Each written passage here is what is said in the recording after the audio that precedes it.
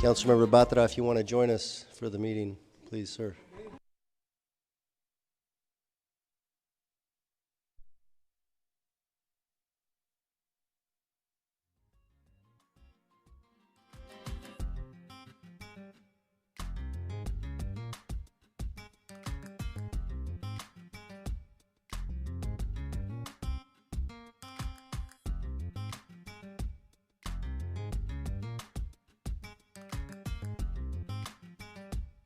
Joining us, we're going to call, actually before I go into calling the meeting to order and taking roll call, let me just first begin by saying that I want to remind the Public Safety, Finance, Strategic Support Committee members and members of the public to follow our code of conduct at meetings. This includes commenting on the specific agenda items only and addressing the full body. The public speakers will not engage in a conversation with the chair, council members, or staff.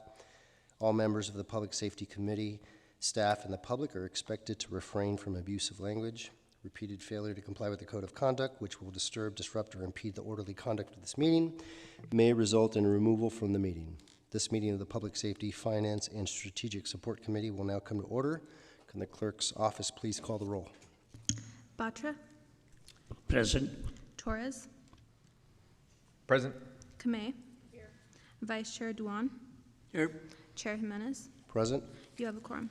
All right, wonderful. We'll go on to review of the work plan. I don't see anything there. Lee, is there anything that we should be aware of? No? Okay. We'll go ahead and move forward to the consent calendar. Again, not seeing anything on the consent calendar. We'll move on to reports to committee. And the first one is encumbrances audit report. Joe and Allison are here to tell us more. Good afternoon, Joe Roy, City Auditor. As you said, I'm here with Ali Pauley from my office, as well as Drew Corbett and Victor Lowe from the Finance Department. I'm going to actually turn it over to Ali to walk through the background and the findings. Good afternoon, Allison Pauley from the Office of the City Auditor. I'm going to begin with a short background. Let me get my slide. An encumbrance is an amount of money set aside for the estimated expense for contracted goods or services. It's a budgetary tool to ensure that funds are available to pay invoices when needed. In fiscal year 24-25, the general fund had $84.5 million reserved for outstanding encumbrances, which is about 5% of the total general fund uses. The city policy manual includes an encumbrance policy, the purpose of which is to ensure the timely liquidation of encumbrances. Departments are required to liquidate encumbrances 6 months after the term of the agreement ends or when the encumbrance is no longer needed. Liquidating encumbrances releases those funds to pay for other city needs on a one-time basis. This is why it's important to have ongoing monitoring and prompt liquidation of encumbrances once they are no longer needed. In early 2020, the Finance Department and the Budget Office led an effort to liquidate older encumbrances.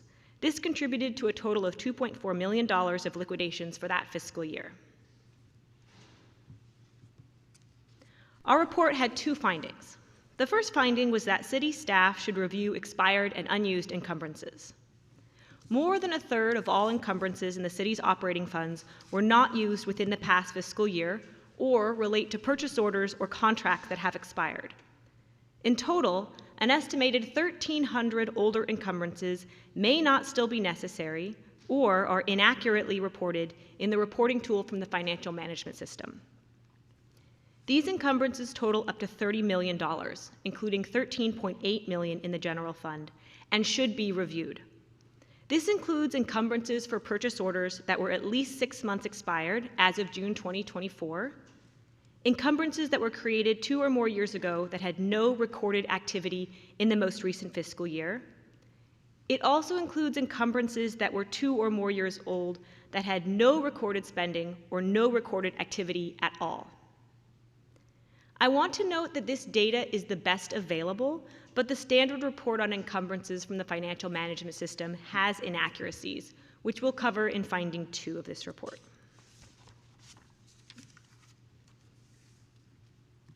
For a limited sample of older encumbrances, we worked with department staff to review the details further. Of these 28 encumbrances, 21 of them needed to be liquidated, totaling $950,000. 5 of the encumbrances had already been fully liquidated and were included in the FMS report erroneously. Only 2, which totaled $109,000, were still valid. We had one recommendation in this finding, which was that the administration should immediately require departments to review encumbrances to liquidate or correct as needed. Our second finding was that consistent monitoring and accurate reporting tools would facilitate the timely liquidation of encumbrances. We noted that some department fiscal staff were not aware of the city's encumbrance policy. Further guidance to staff and requiring regular reviews of encumbrances at the end of the fiscal year would improve encumbrance management. We recommended updates to training and to the city's encumbrance policy to address these issues. Additionally, the primary reporting tool on encumbrances from the financial management system has inaccuracies. This includes inaccurate encumbrance balances, missing dates, and the inclusion of some canceled encumbrances. Reporting errors make monitoring encumbrances more difficult for department staff. We recommend updating the report to fix these problems or creating a new report on encumbrances. With that, I'm going to turn it back over to Joe. Thank you, Allie. So overall, the report has 5 recommendations. I want to thank the Finance Department, the Information Technology Department, and the other departments we worked with for their time and insight during the process. I ask you to accept the report and cross-reference to the October 22nd meeting of the full City Council. But first, before we ask for questions, I want to turn it over to Drew Corbett for the administration's response. And again, as it will be available for questions. Thanks, Joe. Good afternoon, Chair Jimenez, members of the committee. Drew Corbett, Acting Finance Director. We appreciate the auditor's report and findings. The Finance Department agrees with the findings and the recommendations. We are currently already in process of implementing changes based on the findings and recommendations. We've already undertaken an effort to get the departments to start liquidating encumbrances and reviewing all of their encumbrances. We have the first round expected to be completed by the end of this month, with the full completion of the first round of encumbrance liquidation by the end of February 2025. We also expect to have all of the recommendations implemented at the conclusion of the 24-25 fiscal year, including the changes to the reporting to ensure accurate and timely reporting for the departments so they can do what is required of them to get their encumbrances reviewed and liquidated as appropriate. I think that's it, huh? Okay, thank you so much for the response and the information in here. It's certainly highlighting some things we need to work through. I do have some folks that are requesting to speak. I think Councilmember Torres was the first one. Go ahead. Sorry, good point. Public comment. Do we have anyone from the public? Yes, we have one speaker, Mason. If you could make your way down to the podium, you'll have 2 minutes to speak. Thanks. Good afternoon, Council. Great to be back here. One of the problems with data is that you have a financial system that monitors spending, and then you have the individual system in each department that monitors that spending, and those don't talk to each other. And so one thing I think is a solution to the finding, number 2, is that the city already has a citywide data integration project that is being piloted in the Department of Transportation currently. And so you are taking crash data, you are taking pothole data, you're putting it all in one place and making sense of it. So the solution to that finding, to me personally, would be to merge that data from the Finance Department and all the other departments into one system so that now you can accurately predict, are we spending on time? Are we overspending? I actually vetted this with a nonprofit client of mine who has the same problem. They have a grant reporting system, they have an operations reporting system, and they have a finance system. None of them talk to each other. So the CIO and the finance director of that nonprofit can't tell the operations director, hey, you're not spending your money fast enough, and you won't hit your projection at the end of the year. So just want to leave you with that. I think if you're going to pilot the DOT data integration project, maybe you want to expand that to finance first before any other department. Thank you. Okay, back to the committee. Thank you. No more public comment, right? Okay, all right, we'll go now to Councilmember Torres, please. Great. Thank you, Mr. Chair. And thank you to our city auditor and the staff for this very, very important presentation, by the way. It is a little bit concerning, of course. $84 million is a lot. We definitely need to make sure we're spending our taxpayers' money the correct way. 13 million obviously from the general fund, and we all know that every year we fight for every little dollar for our services or for housing, et cetera, or for our streets. I have a couple, I should say, not a couple, I have 3 questions. One of them is, what specific steps are being taken to ensure that departments meet the September 30th deadline for the first round of encumbrance cleanup?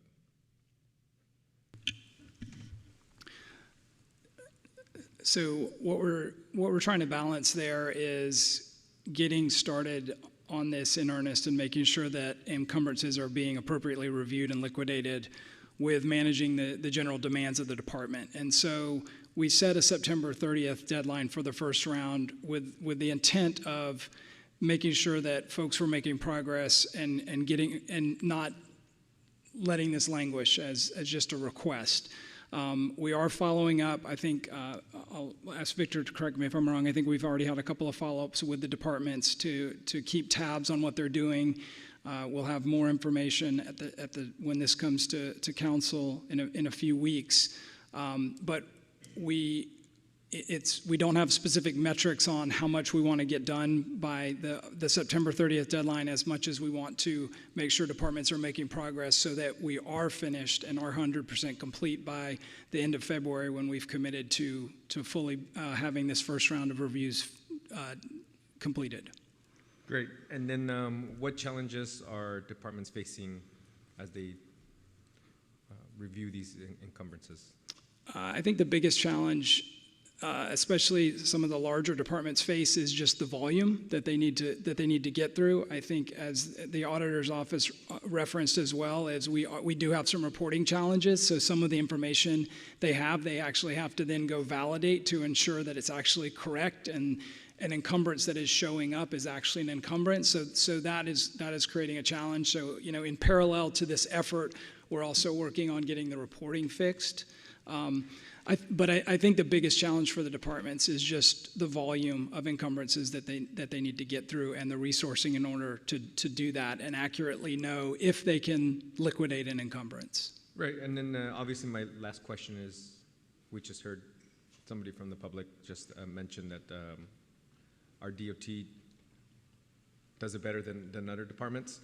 And so how many of our departments within our city are struggling with encumbrances? Good afternoon. This is Victor Low from Finance Accounting. So we have a total 22 departments, which I sent it out based on the memos dated August 28. So far, I have received all the information, at least for the contact persons that we can reach about this encumbrance project. And then so far, 5 of the departments actually already finish up their list. We focus on the items that actually specific by the auditor office, which is focused on 2 items. The first item is the expiration day with December 31st, 2023, which they need to take actions immediately. The second item is without the expiration date. The system actually at this moment allow them to have a no expiration date. So we focus on those like without expiration date, without any activity prior to December 31st, 2023. So we highlight all those items for them so that they can expedite and focus on those items. So far, among 22 departments, 5 of them already respond, and they clean up a lot of stuff. Those 5 departments are Mayor and City Council, City Court Office, City Auditor Office, HR, and PRNS. So, so far the total liquidated amount is around $254,000. So we will expect the rest of the other departments will do the same by October 30th, 2024. So yeah, that's the information from me. Great. Thank you. That's Sure. 5 out of 22. Of course, they're still working on it. So the last question, and this may be my last question before I motion. So obviously after this audit, we're gonna try to centralize the reporting. Lee, I think that's a question for Lee. Or sorry, for the new director of finance. Yeah. I think that the reporting will be centralized, to the extent it's a finance-based report. But what we're really trying to do is get an accurate and timely report so that people know what they're looking at. And like I said, one of the big challenges is the reporting that we have is difficult for the departments to use, which has contributed to the issue. And so we really want to focus on getting an accurate report, and that would be able to be utilized by all departments. And then we would be responsible as part of the recommendations for monitoring and ensuring that they were actually doing this as part of the year-end close process. There's a number of things that the departments are required as part of our fiscal year-end close process, and this is one of them. It'll just be a point of emphasis going forward. Okay, great. And again, thank you so much, Joe, for all your work. This is important that we do this. Audits are very important, especially when it comes to dealing with taxpayers' money. So I move to cross-reference this item to cross-reference item D1. And that's specifically to the October 27th? Yeah, sorry, to the meeting, right? October 22nd, 2024 meeting. So the motion and a second. Okay, wonderful. Thank you. Next, we have Councilmember Batra with some questions. Secretary, thank you very much for that report. The first thing I want to know is what triggered this audit?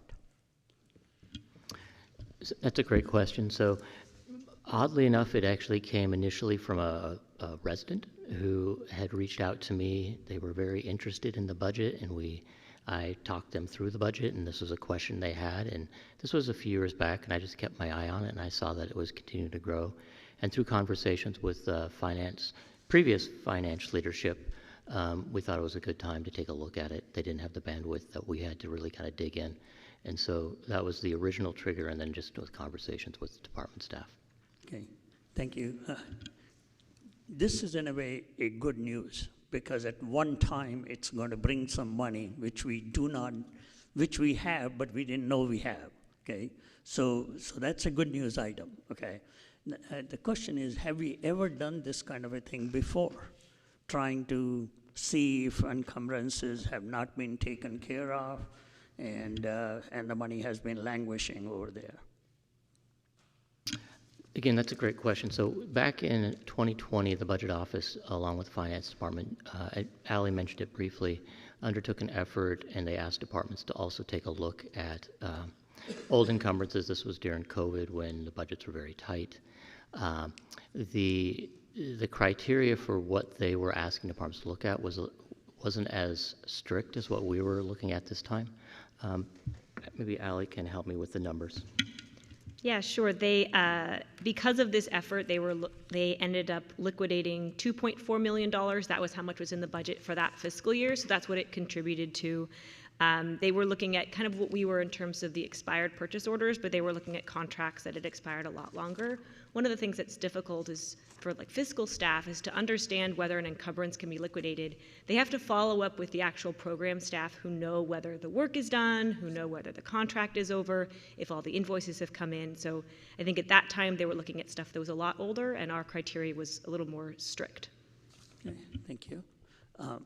Now, in terms of the work, did most departments recognize that this was a piece of work they had to do? And just because of all the other fires they have to fight with the staff, they just considered it low priority and didn't get around to doing it? So during our audit, when we talked to different departments, all of the staff were aware of encumbrances. They were aware that encumbrances needed to be liquidated. Some of them reported different kind of levels of priority and how that took precedence over some of their other work. Mostly what we heard was that they tried to look at it at the end of the fiscal year, which is why we put in that recommendation to have the fiscal year end reviews, which is a little different than what the policy requires, which is after 6 months when the term ended. But people were aware of it as we were bringing forward our sample of like, well, why is this one still open even though it's older? Then they were kind of looking into it further, I think is why we got into this situation. Okay, thank you.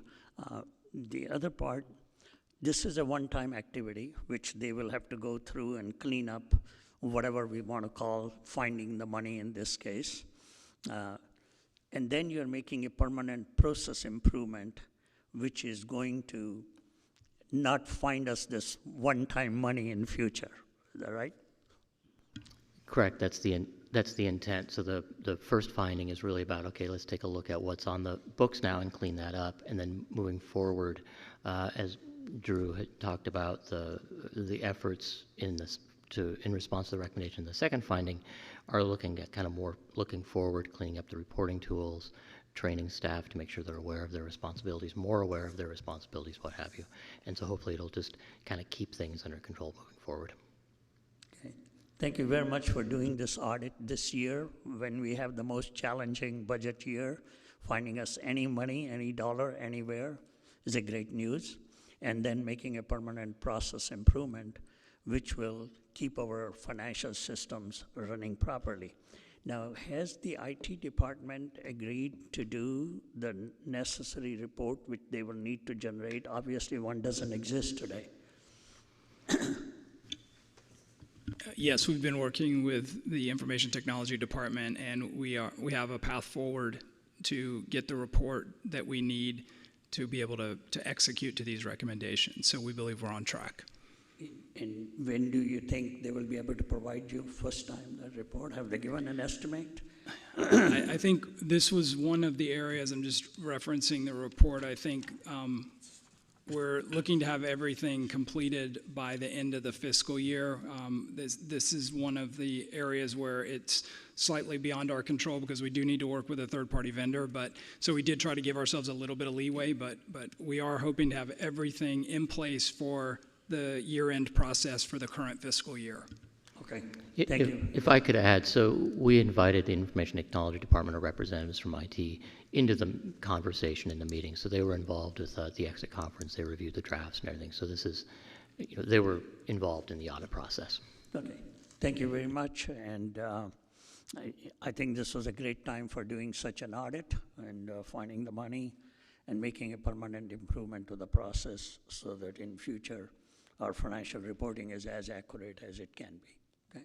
Thank you for all the work and great work you guys do. Okay. Thank you, Councilmember Badra. We'll go to Vice Mayor Kamei. Thank you.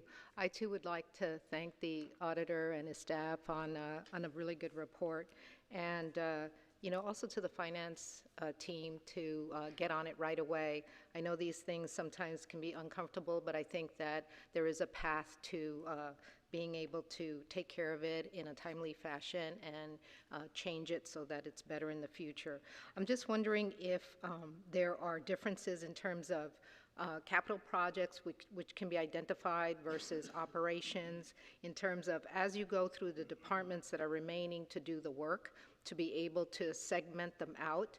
I know that there's a lot of other duties that are, sort of pressing the different departments, and at least if they're able to segment, because most of the times for capital projects, you would encumber and spend it over time, and, it would be expected. In terms of operations, generally, not so much. Maybe it'll go a year, but not very much more than, let's say 2 years, right? So I think that, sort of like eliminating those that are on the outsides in terms of the operations. I don't know if there's more on the capital side or, there's a bunch on the operations side, but I mean, I'm just wondering what you found.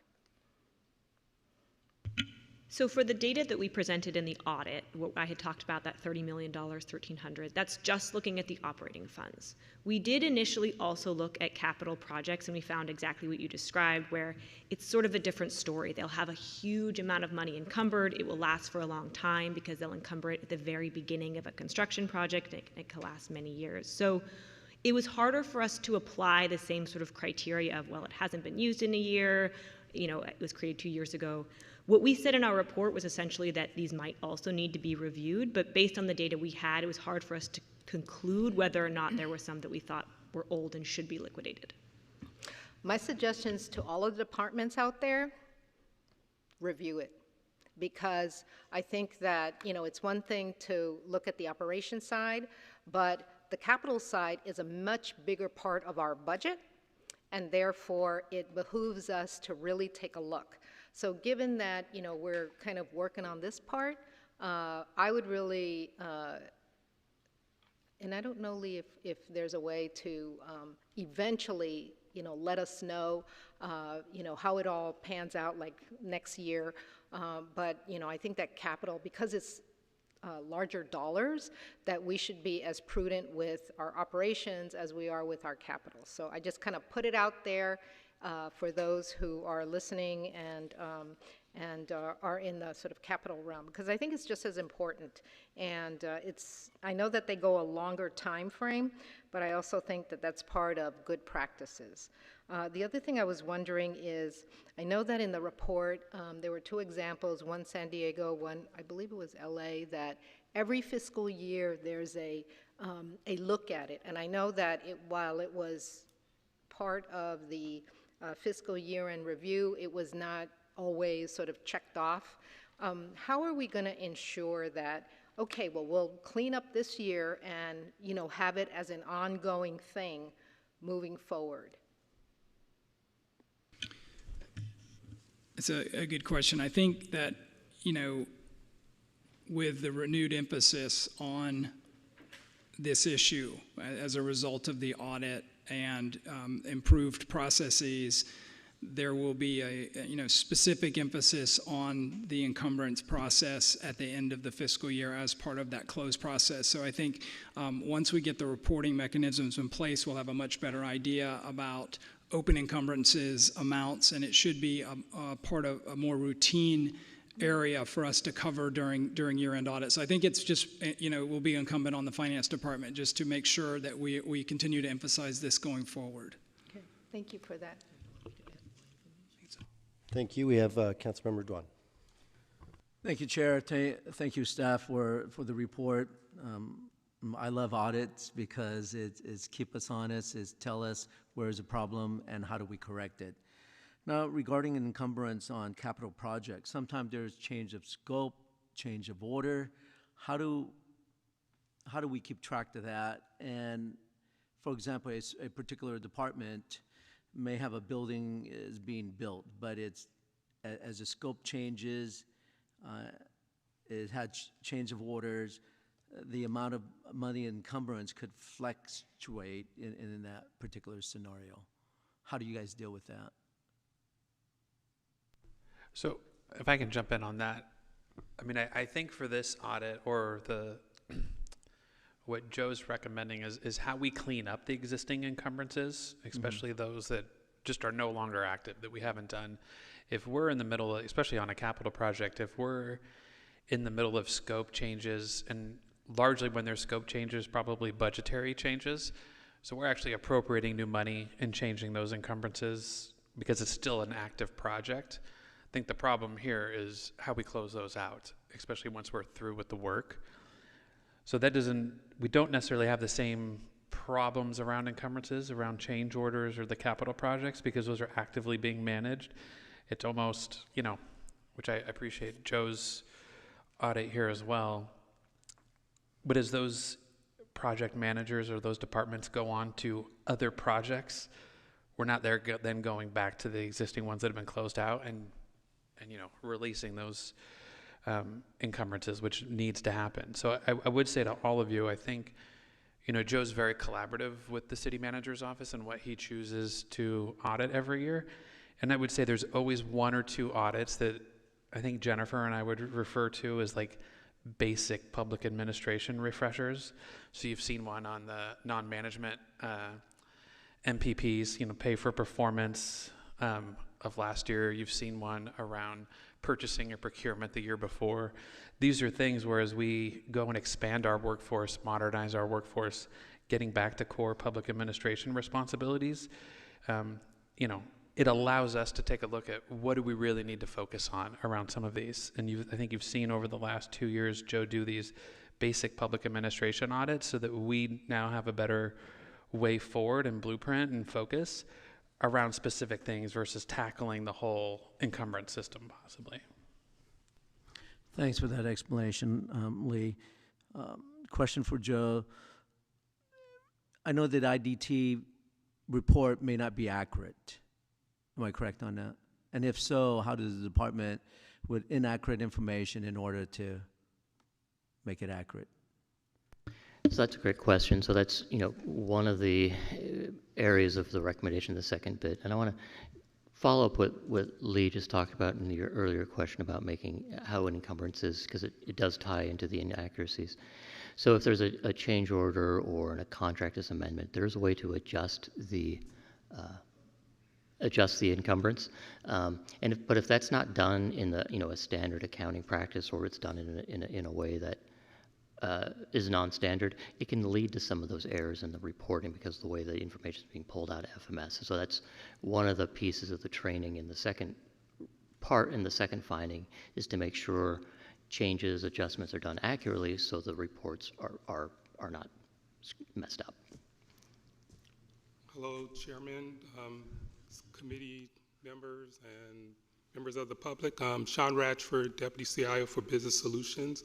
I just wanted to speak on what ITD is doing to improve the accuracy of the FMS report. So we are working with the vendor to ensure that any logical issues with the report are being resolved. We're also going to enhance the report to add additional information to assist the departments in reviewing their encumbrances and facilitating their liquidation. So we are working with the vendor and we are working with finance to ensure that we're addressing any inaccuracies with the FMS reports.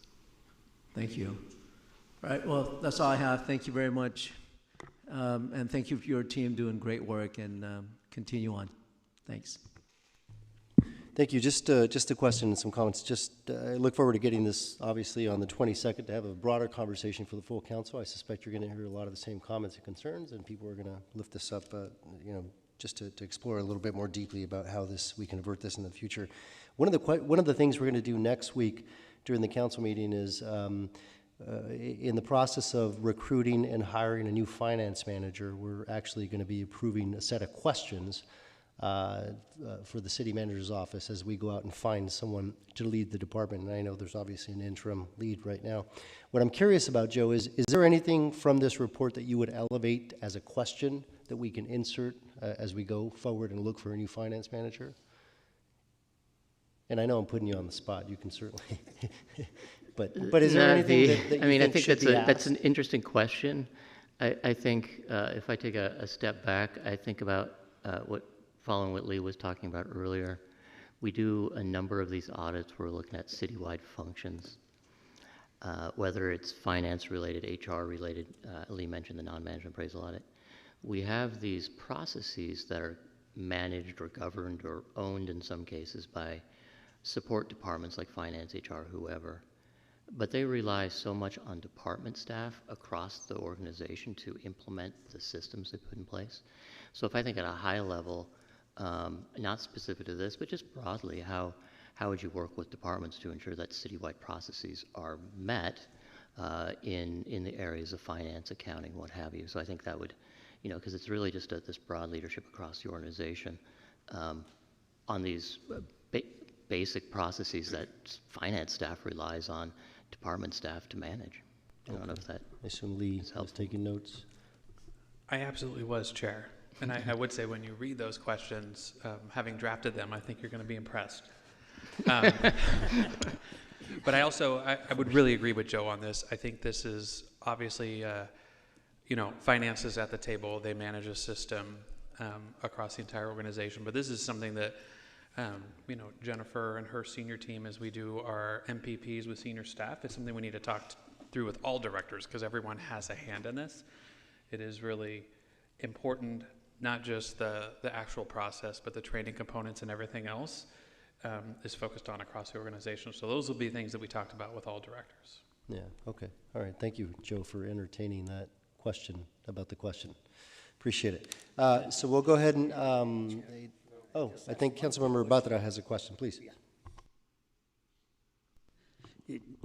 Will this become a part of the independent auditors' work that also, because they report many, many different things about the financial audit at the end of the year, would they do some sampling to see that the encumbrances are being followed up the way they're supposed to be?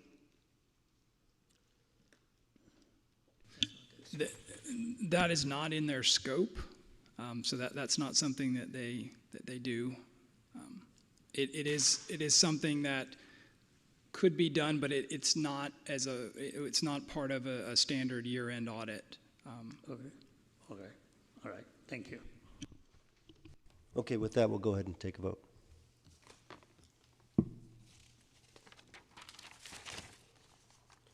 All right, I suspect it's unanimous. Everyone vote? The vote's not displaying on our end. Okay, we can take a roll. Oh, there it is. That passes unanimously. Okay, all right, wonderful. All right. Thank you so much for the information for the report. We'll move on to item number 2, which is Workers' Compensation Program Annual Report. We have Kim Jackson, Assistant Director, Human Resources, and Joe Gregory, Division Manager, Human Resources. If you can join us, please.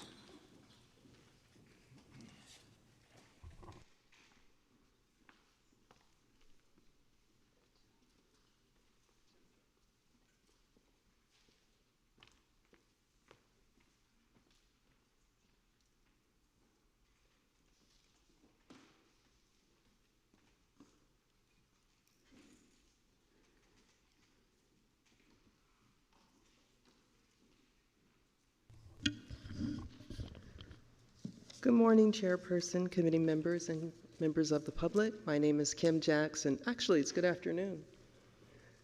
It's Friday Eve. My name is Kim Jackson. I am the Assistant Director of HR for this fabulous city of San Jose. And with me, I have the fabulous Mr. Joe Gregory, who I'll hand off to now. Good afternoon, Chairperson, committee members, and members of the public. My name is Joe Gregory, and I'm the Division Manager over Workers' Compensation, Health and Safety in the Human Resources Department. And today I'll be providing the Workers' Compensation Annual Report. This first slide compares the total number of open claims at the end of the past 2 fiscal years. Through the end of June 2024, there was a total of 2,456 open claims, as compared to 2,491 claims in June of 2023. Indemnity and medical-only claims are down approximately 3% and 6% respectively, and claims overall have decreased by approximately 1.5%. This slide shows the total workers' compensation cost for fiscal year 23-24, which totaled $28,314,006. Of the $28.3 million total, the police and fire departments' combined costs were approximately $24 million, or 84% of the city's total workers' compensation costs.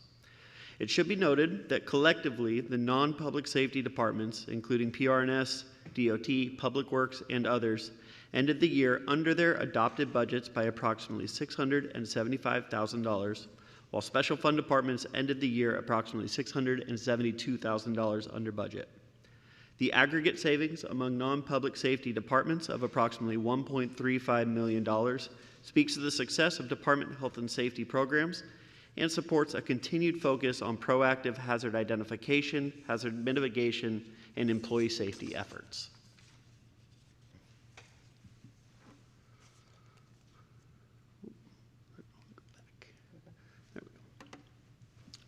Ultimate projected losses are used to assess the workers' compensation liabilities, as they represent the total amount expected to be paid at the end of a particular claim period after all claims are closed.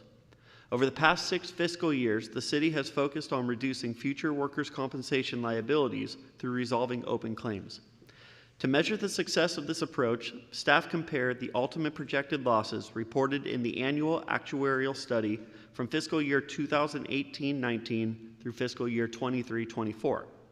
This slide reflects a reduction of $8,161,000, or approximately 2.6% in ultimate projected losses during this time period.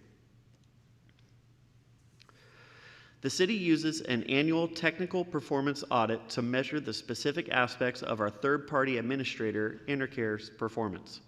This audit measures performance related to customer service, such as making timely contact with injured workers and creating claims action plans, as well as the TPA's compliance with regulatory performance measures, such as issuing disability payments and required notices. The overall audit percentage score for fiscal year 23-24 was 98.3%, which is an improvement from the 97.4% achieved by the TPA in fiscal year 22-23. An audit score of 90 to 100% is considered exceeding expectations, and Intercare has achieved an average score of 97.8% over the past 2 fiscal years. Another indicator of TPA performance is the ratio of assigned claims adjusters to claims. Industry standard for a senior claims adjuster is to manage a caseload of approximately 150 to 175 claims, and for medical only and future medical claims examiners to manage up to 300 claims each. Intercare staffing is well within industry standard, with senior claims examiners averaging approximately 132 claims each, and medical only and future medical claims examiners averaging 258 claims. In conclusion, the Human Resources Workers' Compensation Division will continue to build on the success of the city's safety programs in reducing injury incidents and lowering workers' compensation costs. We'll continue to monitor the city's third-party administrator to ensure they meet acceptable performance metrics and provide high-quality claims management services to the city and to our employees, and continue to manage the workers' compensation budget, costs, and future liabilities. This concludes our presentation. We'd be happy to take any questions from the committee. Okay, thank you so much. We're going to go to public comment first. We have no public comment. Okay, no public comment. All right, we'll bring it back to Mr. Torres. He has a few words for us.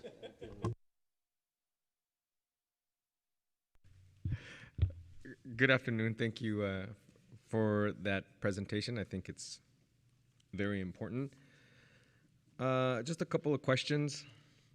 So one of them is the third-party administrator. Do they investigate claims, like if the claims are fraud, or if I want our employees to be honest and trustworthy, but unfortunately this is sometimes where we find fraud, right, in workers' comp. Do they also investigate? Obviously they're investigating false claims. Yes, thank you for the question. They do.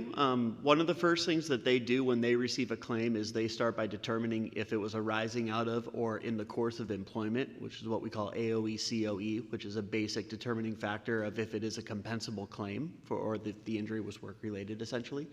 If there are any red flags around the claim indicating that maybe it didn't happen at work, or maybe the severity is being inflated or something like that, they do have systems in place and functions where they can do formal investigations to further determine if there's possible fraud happening.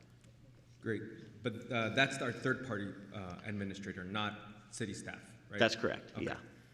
And the reason why I ask is because I don't want to go back to the presentation, but I saw that one person carries up to, well, the one person with the non-medical is 130, and then the one that is dealing with the medical is up to 250. I know that we might find some of those false claims falling through the cracks, where we're eventually gonna, that adds up, obviously, right? And of course, every year like I continue to say, we are looking for a cent underneath rocks for our city budget. So how can what can we do on our end to bring down those cases or those claims, or increase the load for these administrators? Sure. So proactive injury prevention programs is the best method in terms of reducing actual injury incidents and thereby reducing workers' compensation claims. So that would reduce our overall open claim load, and so that would be less claims that would be assigned to different adjusters. One delineation specifically to these different claims adjusters that I called out here of senior claims adjusters that are handling what are known as indemnity claims. An indemnity claim is typically the most severe claim, usually resulting in medical treatment and a lot of times lost time. That's why they have a smaller amount that will be assigned to them, because they're typically more complex and more difficult to manage. Whereas future medical or medical-only claims is a claim where someone may have gotten injured, received a little bit of medical treatment, but typically they're released almost immediately back to work. So that's the difference between how those are assigned and how those volumes are assigned. But again, in terms of lowering the overall amount of claims, that's reducing injuries. Right, and thank you for that. Thank you for that answer. I know I do see that the departments with the most claims are obviously our police department and fire, and of course they're more at risk because they're actually dealing with emergencies, right? And you know, we unfortunately know that just this past year, I can be corrected now, the police department's here, but I think this past year, 15 of our officers have been shot at, so, and, they have been injured. We, in closed session, we hear about injuries in our fire department, so we know those are real. Other than the fire and police, what is the next department that's more at risk, and if we're honing in on that health and safety initiative for those maybe two departments, I would say? So I would say the departments that are most at risk following public safety are your industry-facing departments, so DOT, PRNS, Public Works, departments you would expect to see a higher level of hazard due to the nature of the work that they're conducting. Those departments their safety programs that they have are actually highly effective in managing their injury rates, and they've done a really fantastic job of implementing safety programs. The obvious difference between those and a public safety department is that public safety departments are dealing with acute emergencies, whereas our industry departments are dealing with more static hazards. So it's much easier for us to slow down and be able to address those more effectively and limit the injuries. Okay, and we tend to go to a lot of events on city facilities, and usually we don't go to like the little back area or the break room, but in our break rooms it does say, like in various ways, like 0 days without an accident, right? Yep. Okay. All right. Thank you so much for that presentation. However we can try to find some money, it's really important. So move to approve item D2. And that's it for me. Thank you. All right, there's a motion and a second. Next, we have Vice Mayor Kamei with some questions. Thank you. I know that you had your third-party administrator performance, and I was just curious, for a city of our size, how do we compare? I know that because we're self-insured, maybe we're a little bit different, but I was just wondering, I mean, it looks good, but I wanted to see in terms of where we land. Are we sort of an outlier that, oh, wow, or are we sort of in the middle? Or I'm just sort of curious because we are self-insured. Do you mean in terms of cost, or are you speaking in terms of like incident rates? Incident rates and costs. So there's two ways that we can break those out. In terms of actual incident rates, how we would calculate those is looking at OSHA recordable injuries and then using a calculation to look at those. We do fairly well in terms of other big cities that I've collaborated with to do comparisons. Regarding the cost aspect of it, I would have to circle back to you to provide something more accurate. Okay, thank you so much. Mm-hmm. Okay, thank you. We have Councilmember Batra. One of my questions got answered by Vice Mayor's question. The question I have is, did you ever have to start some kind of a safety program as a result of seeing the kind of injuries which were being incurred by our employees who caused the worker comp money to be raised? That's actually an ongoing part of our safety management system. Is we meet with our third-party administrator to understand the mode of injury, body part that are injured, causation of injury, and severity of injury on a monthly basis with each of our departments. There's a group of people that are involved in those meetings, but safety personnel from departments are always involved with those so that they can identify trends. And we can see where we need to focus resources on. An example of that is in some departments we'll see a higher level of back injuries or something like that, and that allows us to focus more on biomechanics and ergonomic related training and possible equipment and tools that we can use to limit those hazard exposures. But yeah, that's an ongoing effort that we look at. Thank you. And the $4.8 million is something which you had to pay more than estimated, because that's, of course, an estimate.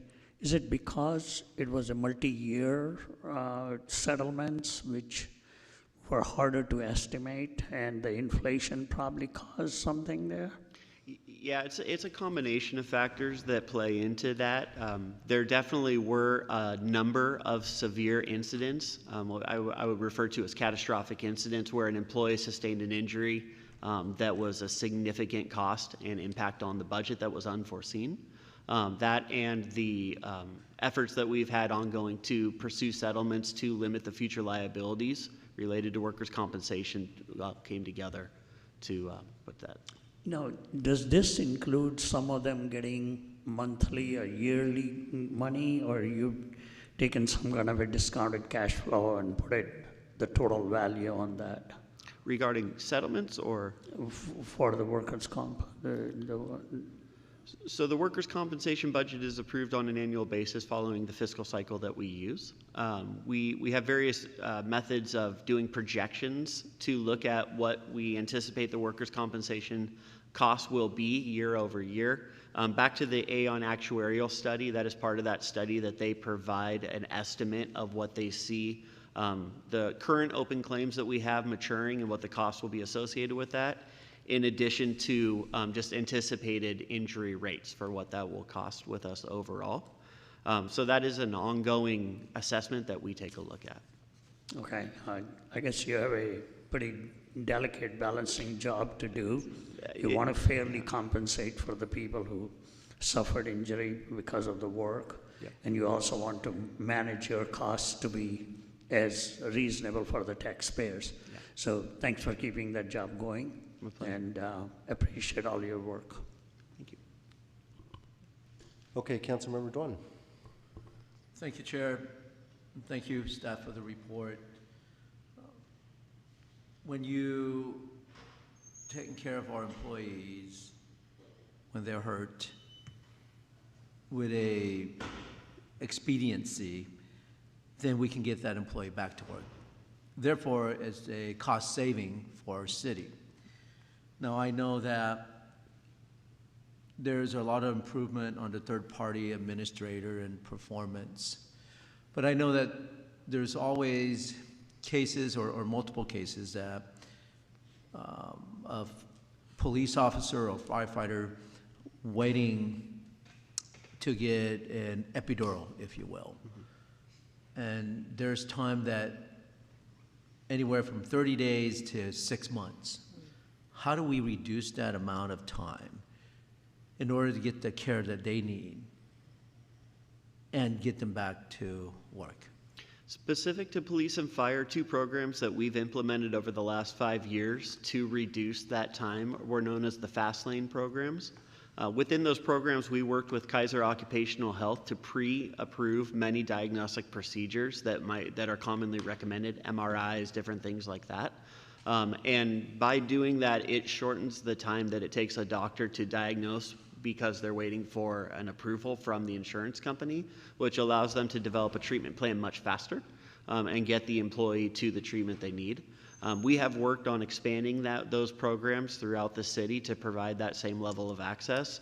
But you're exactly correct that the duration that a person is out waiting for treatment or waiting for approvals never has a positive effect on their recovery. And so shortening that time and making sure that we're being as expedient as possible and partnering with our medical providers and with Intercare, the third-party administrator, to get them all in the same room is an effort that we've been working on. Thank you. What if an employee doesn't have Kaiser, and in order to get that, expedited care, and let's say there was a disconnect between Intercare and the provider, do you have staff that can intervene and move that process over the hurdle? Yeah, that's actually one of the primary functions of the workers' compensation staff on my team, is assisting employees directly if they raise a fact that they're seeing a delay that doesn't feel necessary, or just a delay in any case. And liaising with Intercare to connect them directly with their claims adjuster or with adjuster supervisors, so that we can break down any roadblocks that are in their way and get them to care. Thank you very much. That's all I have. Okay, thank you. I have no questions. Thank you so much for the report. We'll go ahead and vote. I think it's unanimous. Thank you so much. Okay, we're going to move on to item number 3, which is the City Manager's Office of Emergency Management Work Plan Priorities Annual Report, and we're just accepting the report. We have Alvin and Jay that are going to come up and give us a presentation.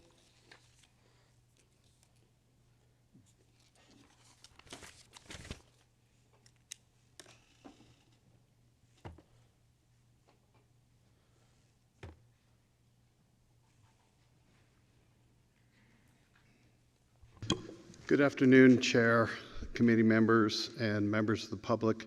My name is Jay McCamus. I'm the Deputy Director of the Office of Emergency Management, and I'm now going to pass it to Alvin. Thank you, Jay. Good afternoon, Committee Chair, Vice Chair, committee members, city staff, and members of the public. My name is Alvin Galang, and I am an Assistant to the City Manager in the City Manager's Office of Emergency Management. Thank you for the opportunity to present to you OEM's Work Plan Priorities Annual Report. Over the next few minutes, I will cover key results under each of OEM's 4 program objectives, which are: 1, the city has a plan to tackle any emergency; 2, residents, businesses, and employees are ready to take action and able to answer a call to action; 3, the public trusts the city to provide vital information; and 4, response is optimized through technology.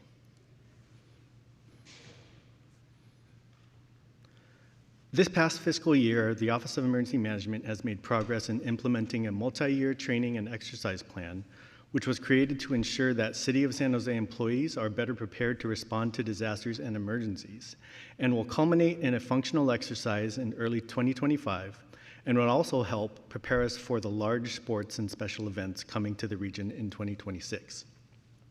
As most of us are aware, climate change has challenged us with unconventional incidents, including record rainfall and abnormal heat waves.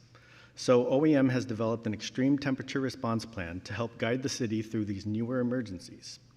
And finally, for the second consecutive year, OEM mobilized an incident management team and expanded to an emergency operations center activation to respond to the atmospheric river events earlier this year and extreme temperature events in the late spring, early summer months.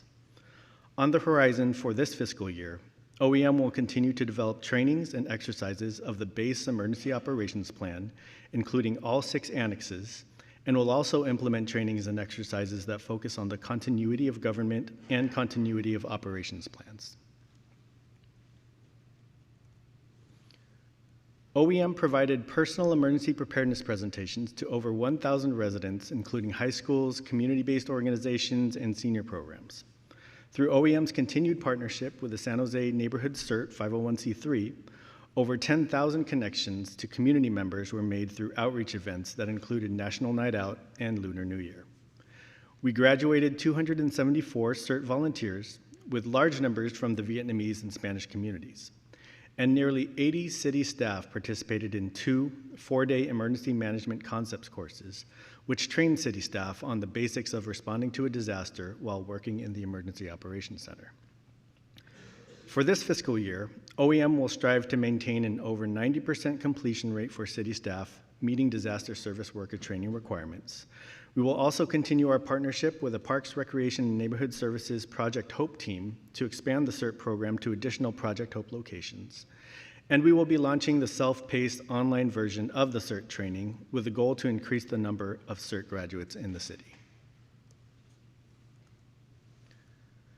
Community resilience will be more successful when we all work together, communicate with one another, and trust each other.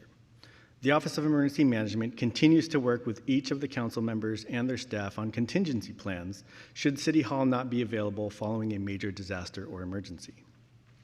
Disaster district offices will be identified as those temporary satellite council office locations for council members to focus on communications and be as readily available as possible to their constituents.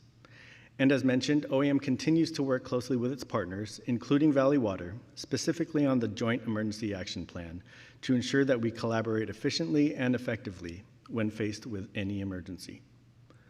On the horizon, OEM will continue to conduct communications, outreach, and education through events and relationship building with other community organizations. We will focus on delivering accurate and timely public information in multiple languages and with continued attention to access and functional needs, and in coordination with the Housing and Planning, Building, and Code Enforcement departments, continue the implementation of a mandatory soft story ordinance, plan, and grant pilot project. As we all know, San Jose is considered the capital of Silicon Valley and has also been referred to as the birthplace of innovation. OEM is proud to be a part of that, and as referenced earlier, is also proud to report that over 95% of all eligible city staff are compliant with disaster service worker online training. This was made possible through OEM's collaboration with the Office of Employee Relations and the Information Technology Department. Through partnerships with the San Jose State University School of Information Systems and Technology, OEM hosted 6 Management Information System students to create an updated and modified CERT database and dashboard. Through another partnership with the SJSU Department of Radio, Television, and Film, another student intern created a series of training and promotional videos as well. For this fiscal year, OEM will will work to ensure full operationalization of the new Emergency Operations Center, including finalizing the installation of key technology equipment, and we will also be exploring how the implementation of digital platforms, including artificial intelligence, might improve how the city prepares for, responds to, and recovers from disasters and emergencies. And with that, Jay and I are available for any questions that you may have. Thank you for the presentation. We're going to go to the public, see if there's any public comment. We have no public comment. Okay, no public comment. We'll bring it back to the committee, and Councilmember Duan has some questions. Thank you, Chair. Thank you, OEM, for the report. I'm glad to see that OEM has grown and very engaging with our emergency and disaster. I know that we've done quite well in starting to using the CERT program to address the inequity within, the underserved community and different ethnicity. My thought process: how do we reduce that amount of time when a student has to spend 3 days out of their daily lives? We're talking about 8 hours per day in order to complete the course. Is there a plan to digitize that, to have some online training and some hands-on training to reduce the cost and the time? Yes, thank you, Council Member. So there is a plan to increase the different methods of CERT training. And so when we talk about, as you mentioned, the online training, we're looking at that as being another option for folks to get the CERT training. I think, as you mentioned, the difficulty is 20 hours is a lot of time to dedicate to CERT training. And so in addition to CERT, we're also exploring other sort of disaster preparedness trainings that aren't necessarily CERT, and maybe at the end you won't necessarily get CERT trained, but you'll get the basic skills necessary for just community preparedness and disaster preparedness. And for those who are CERT certified, how do we have continual education to upkeep their skills? Because if you don't use it, you're going to lose it. Yes, thank you, Council Member. So to have them practice their skills. We're looking at increasing the number of refresher trainings for those CERT members. We're looking at partnering with community organizations or with community events so that CERT members might be able to participate in those events to, again, practice their skills. And we're also looking at including, as I mentioned, other trainings, whether it's first aid, CPR, AED trainings, to kind of complement their CERT skills as well. As a lot of our employees are certified in, on online training, one of my concern is at San Jose State University. That's a big population. If there's a major disaster, how did that population respond to this? And what type of training do we, collaborate with San Jose State to get the students some of the training? Committee member, thank you. Good question. In our office, we try to interface with all of our regional partners, in this case, San Jose State University, have conversations with them. Much of what they do on campus is dictated by state law and under the auspices of the programs that they have on campus. What we try to do is build those relationships to be able to provide support where needed and ensure that we have, since most of them live in the community, they don't just attend school at the campus, but they live in the community and are automatically included in our planning process. I would say too, depending on the type of disaster, how we would respond in conjunction with San Jose State and their students would be different. They do have a seat at the table with the county's operational area. So as we activate and we go into an emergencies, they have a seat at that table so that the county can kind of force some of that collaboration and coordination. I know our police department and their PD department are also just very tied in on a day-to-day basis. One of the things that we've started to do, I would say, just from a planning exercise without the county's involvement, is we've learned from years past that election day could always be something that we need to worry about. So we do a lot of planning and tabletop exercises, and San Jose State is part of that for the first time this year. So we're bringing them into the planning process more. Thank you for collaborating with San Jose State University to do that. That's all I have, so I move to accept the report. Okay, thank you. We have a few other folks up here that want to say a few words or ask some questions. Vice Mayor Kamei, please. Thank you. Thank you for the report. I just wanted to say thank you for your regional sort of partnerships and coordination. I know that in the past, maybe it was in need of some love, but I think that I hear some really good things. And when I hear some of the good things, I always want to convey that you're doing the right thing. So I just want to say thank you. Okay, we have Councilmember Batra. Thank you very much for those partnerships and especially growing the CERT population tremendously. I know you have a goal for having 10% of the city's population to be CERT certified. We are not anywhere near that, but at least we are moving in the right direction. So that's good part of it. And I think we need to highlight the fact that those people are not just getting training and the refreshers. They actually participate in a lot of the activities which are taking place in the city, like in my district, 4th of July celebration. We wouldn't be able to do any of the stuff which we did without the help of certain people there. So I think in our annual report, I think it would be helpful if we highlight some of the places where these people have taken and actually provided that very service which we are looking to provide. Hope we never have to use them in any disaster, okay? But it would be great to continue using them in the places like celebrations of 4th of July or any other major events, state of the city like the mayor did, those kind of places.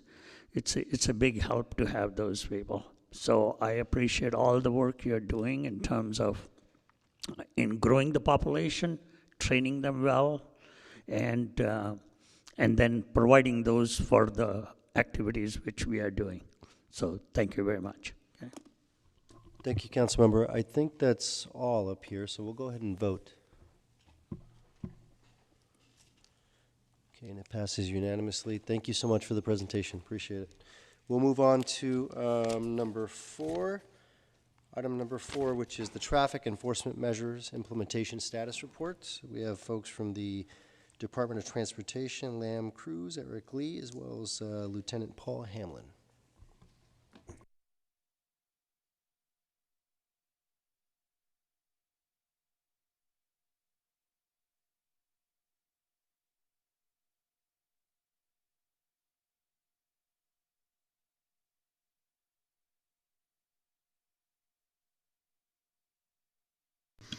Good afternoon, members of the committee. My name is Rick Scott, Assistant Director of DOT. Today, members of our team and the police will be giving an update on the automated speed enforcement and red light camera implementation programs. These are technological initiatives that, in addition to education and engineering, are tools that could help reduce fatal and serious injury crashes on our streets. So with that, I'm going to just quickly introduce our team. We've got Lamb Cruz and Eric Lee from DOT. Lieutenant Paul Hamlin with PD, and then Heather Hoshi and I are also in the box here to help answer questions. So with that, I think I'm going to hand this over to Lamb, and we'll go.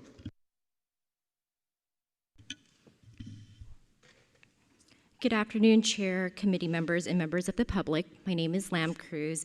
I'm the Division Manager overseeing traffic safety. I'll be giving an update on the automated speed enforcement program. Assembly Bill 645 was recently passed and allows for a 5-year pilot program with an end date of January 1st, 2032 for automated speed enforcement in 6 cities. Data has shown that excessive speeding is one of the leading causes of fatal and severe injury crashes. The primary goal of this program is to improve road safety, reduce traffic-related collisions, and to encourage compliance with traffic laws. San Jose is allowed to have 33 cameras. This is based on population, on safety corridors, school zones, and/or areas with a history of speed racing and sideshows. The bill has a lot of requirements prior to installation, such as adopting the speed system use policy and speed system impacts report, which will go to City Council at the end of October. There are also other public outreach requirements. DOT has also conducted 2 stakeholder meetings in August with community-based organization and neighborhood leaders. We're also required to do a public information campaign for 30 days before the cameras go up, and we would also have to install signage where the cameras will be deployed. The bill requires that locations meet the safety corridor definition per the MUTCD, which is the Manual on Uniform Traffic Control Devices.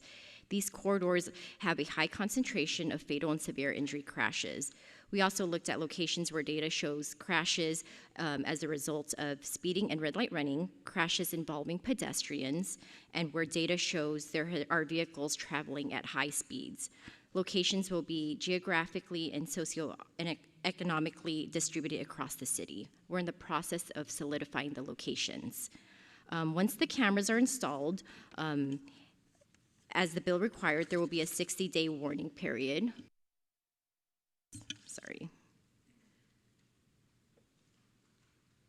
There will be a 60-day warning period. After the 60 days, vehicles traveling 11 to 15 miles per hour will also receive a warning for their first violation. These fines are set by the bill, and they range from $50 to $500 depending on how fast a vehicle is going. We're also required to set up a fee fine reduction program.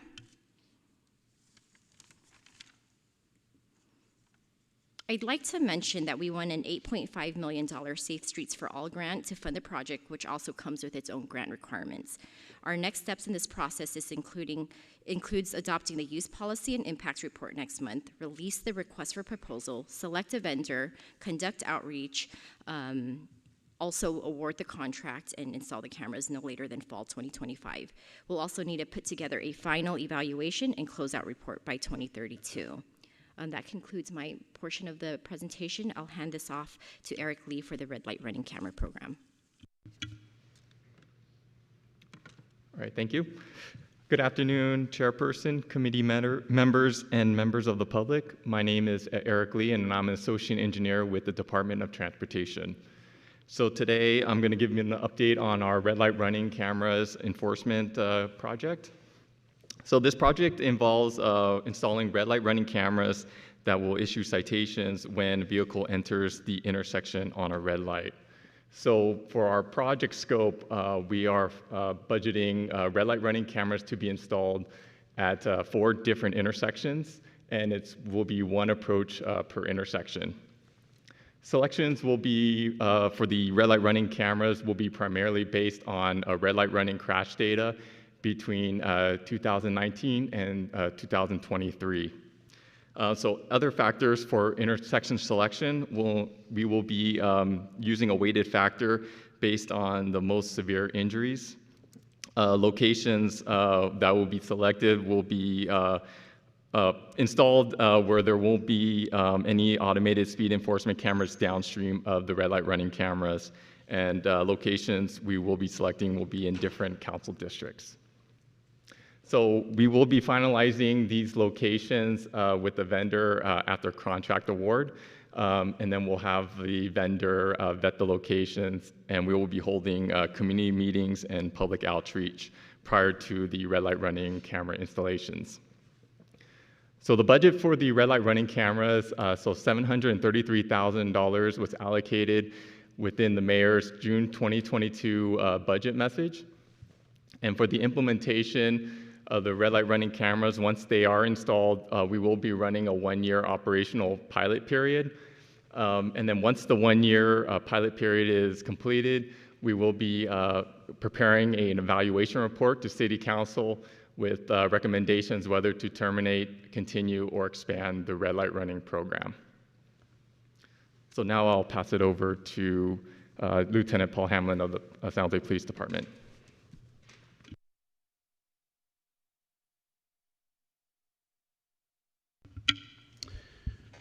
Thank you.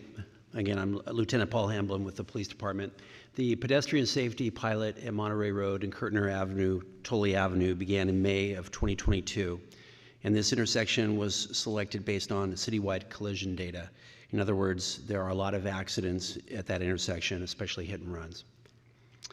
One major facet of the pilot, in addition to the cameras, is the pedestrian fencing that was installed in the median traveling northbound from the intersection. The fencing has greatly reduced the number of pedestrians crossing the street outside of the crosswalks from the Markham Plaza area on the east side of Monterey Road to the shopping area located on the west side of the street. It encourages them to utilize the sidewalk. And another word for encourages is forces. It has been so successful that we have recommended similar fencing on other roadways in the city. The primary component, of course, is the automated license plate reader cameras that we've installed at this intersection.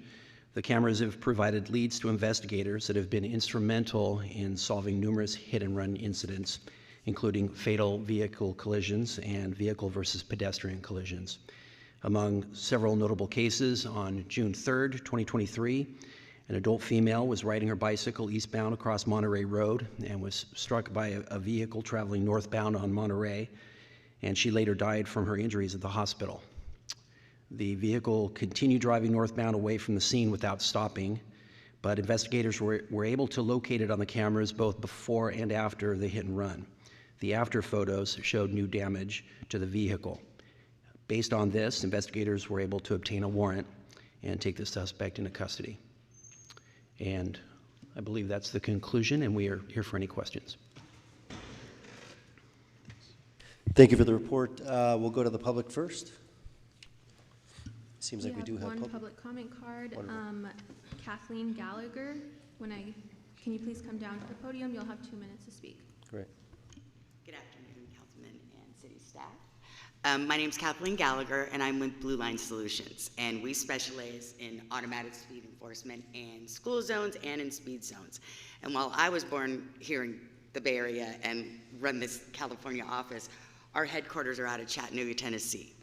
And our CEO and founder, Mark Hutchinson, is a retired law enforcement who ran the Click It or Ticket program for the governor's highway safety program in Georgia.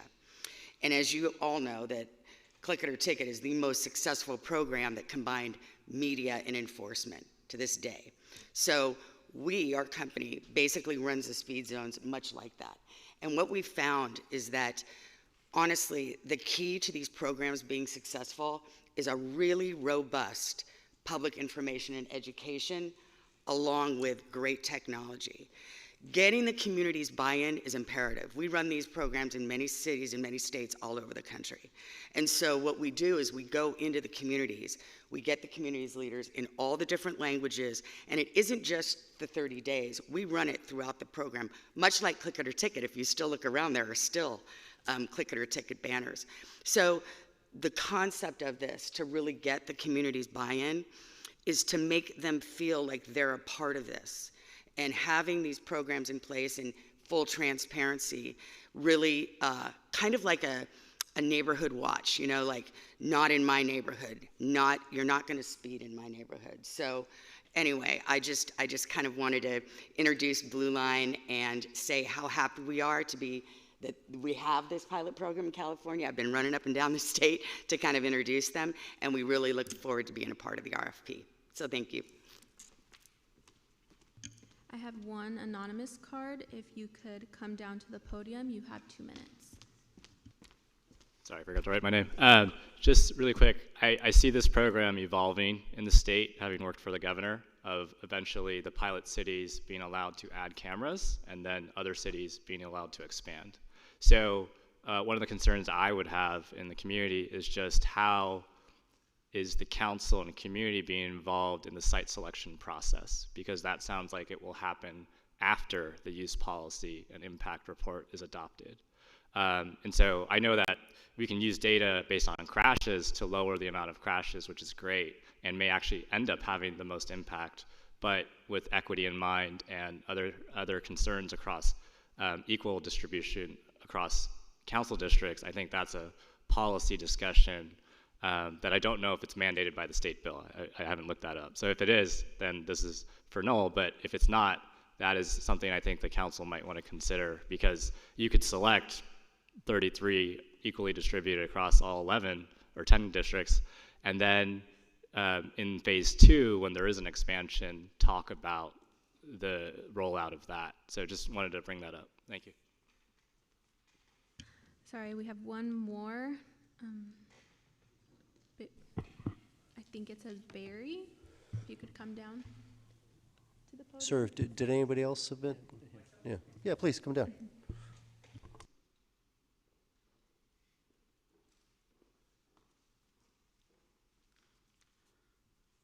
Hello, I'm Perry Mistry, chemical engineer in high-tech manufacturing, high-volume manufacturing.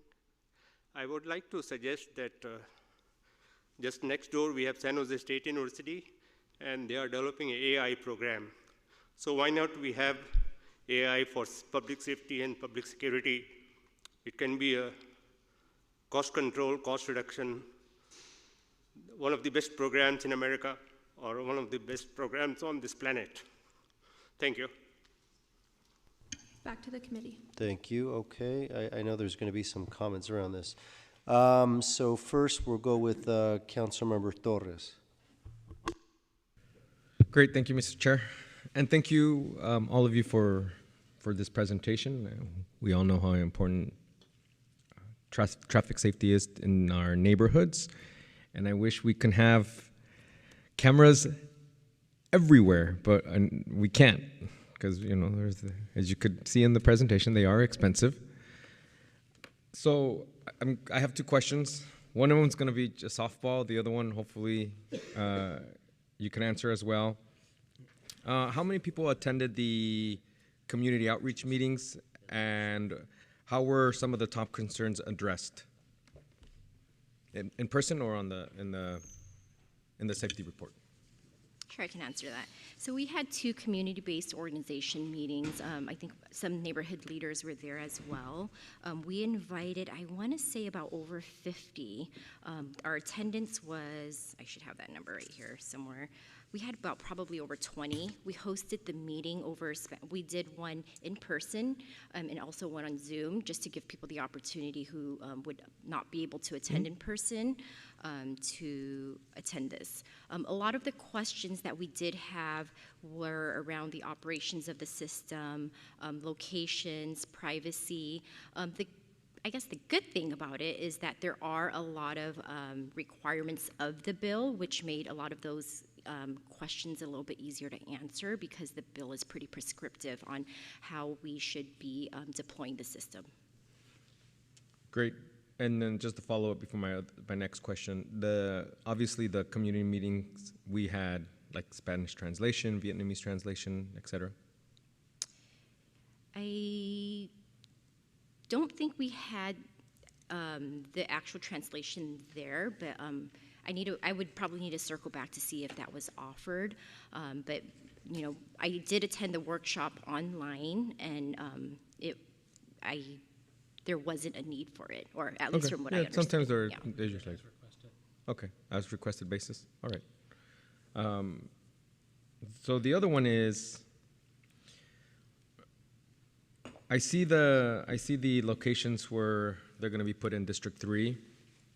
McKee Road obviously is extremely important, and my district does go all the way out to the Berryessa area, so I'm just not the downtown. I don't represent just downtown, but McKee between 101 and Jackson is very, very important. We know there's plenty of schools, and we have had our issues there. The other one is, as much as I love East Santa Clara Street, I think I've been getting a lot of neighborhood concerns regarding Grant Elementary School, the area in Grant Elementary School, and we all know that it's bounded by North 10th Street and North 11th. And you know, in the city of San Jose, we still have one-way streets, unfortunately, when the 87 and 280 didn't exist here in our city. And so those had long-lasting impacts. So North 10th and North 11th are highways in my district. And I used to live around the corner from Grant Elementary School, so when I would commute to work, I would see the dangers that our young students faced going to Grant Elementary School. So how dead set are we on, I shouldn't use dead set, that's a negative word, but how can we change the location of this camera for Grant Elementary School? We can certainly take a look at 10th and 11th, but I can tell you as far as our locations, as part of what we did at our analysis is we combed over about 1,500 studies. We looked at, the speed and the volume to determine, which corridors have the highest speeds, meaning how many cars are going in excess of 11 plus miles per hour. Because as part of this bill, that's where the citations would be issued, is where cars are going in excess of 11 plus. So we did use that as a priority, or to be able to kind of prioritize our locations. We looked at crashes that involved speeding as well as red light running. Another criteria that we looked at is these streets, these safety corridors would have to meet Caltrans's standard of what is defined as a safety corridor. So that's predominantly focused on corridors with a high concentration of fatal and severe injury crashes. Okay, no, thank you for that. I know that real life data is super important, but we also have to, make sure that we protect our most vulnerable, right, which is our young students. So my follow-up would be, if me as a council member would like to switch the location of the camera, would I have to do and I mean, that's a question maybe for Lee, would I have to do a blue memo or fight it out at, city council? If Grant Elementary School or the vicinity of Grant Elementary School is not selected. When we come forward in October, are we selecting the sites at that point in time? Yeah, as part of the reports that would need to be adopted at council, the locations need to be in there. It would be like a short list of it, but we would only be able to select 33 locations. As I said, I would take back 10th and 11th and do a deeper dive on those streets, just to see if they do fall within the priority of this current list that we have. Okay. I could talk to Lee offline, but obviously, I want to get the, correct, Yeah, well, an answer regarding a blue memo, but. Yeah, I mean, I can tell you right now, if it's already coming to council, yeah, you don't need to do a rules memo. You just wait for this item to come to council, and it's a discretionary act by the council, so you would be able to change that. I also think, you know, between now and you guys have another 3 weeks of analysis before that memo post. You know, we have some time. They can look at this as well. We definitely have some time, yeah.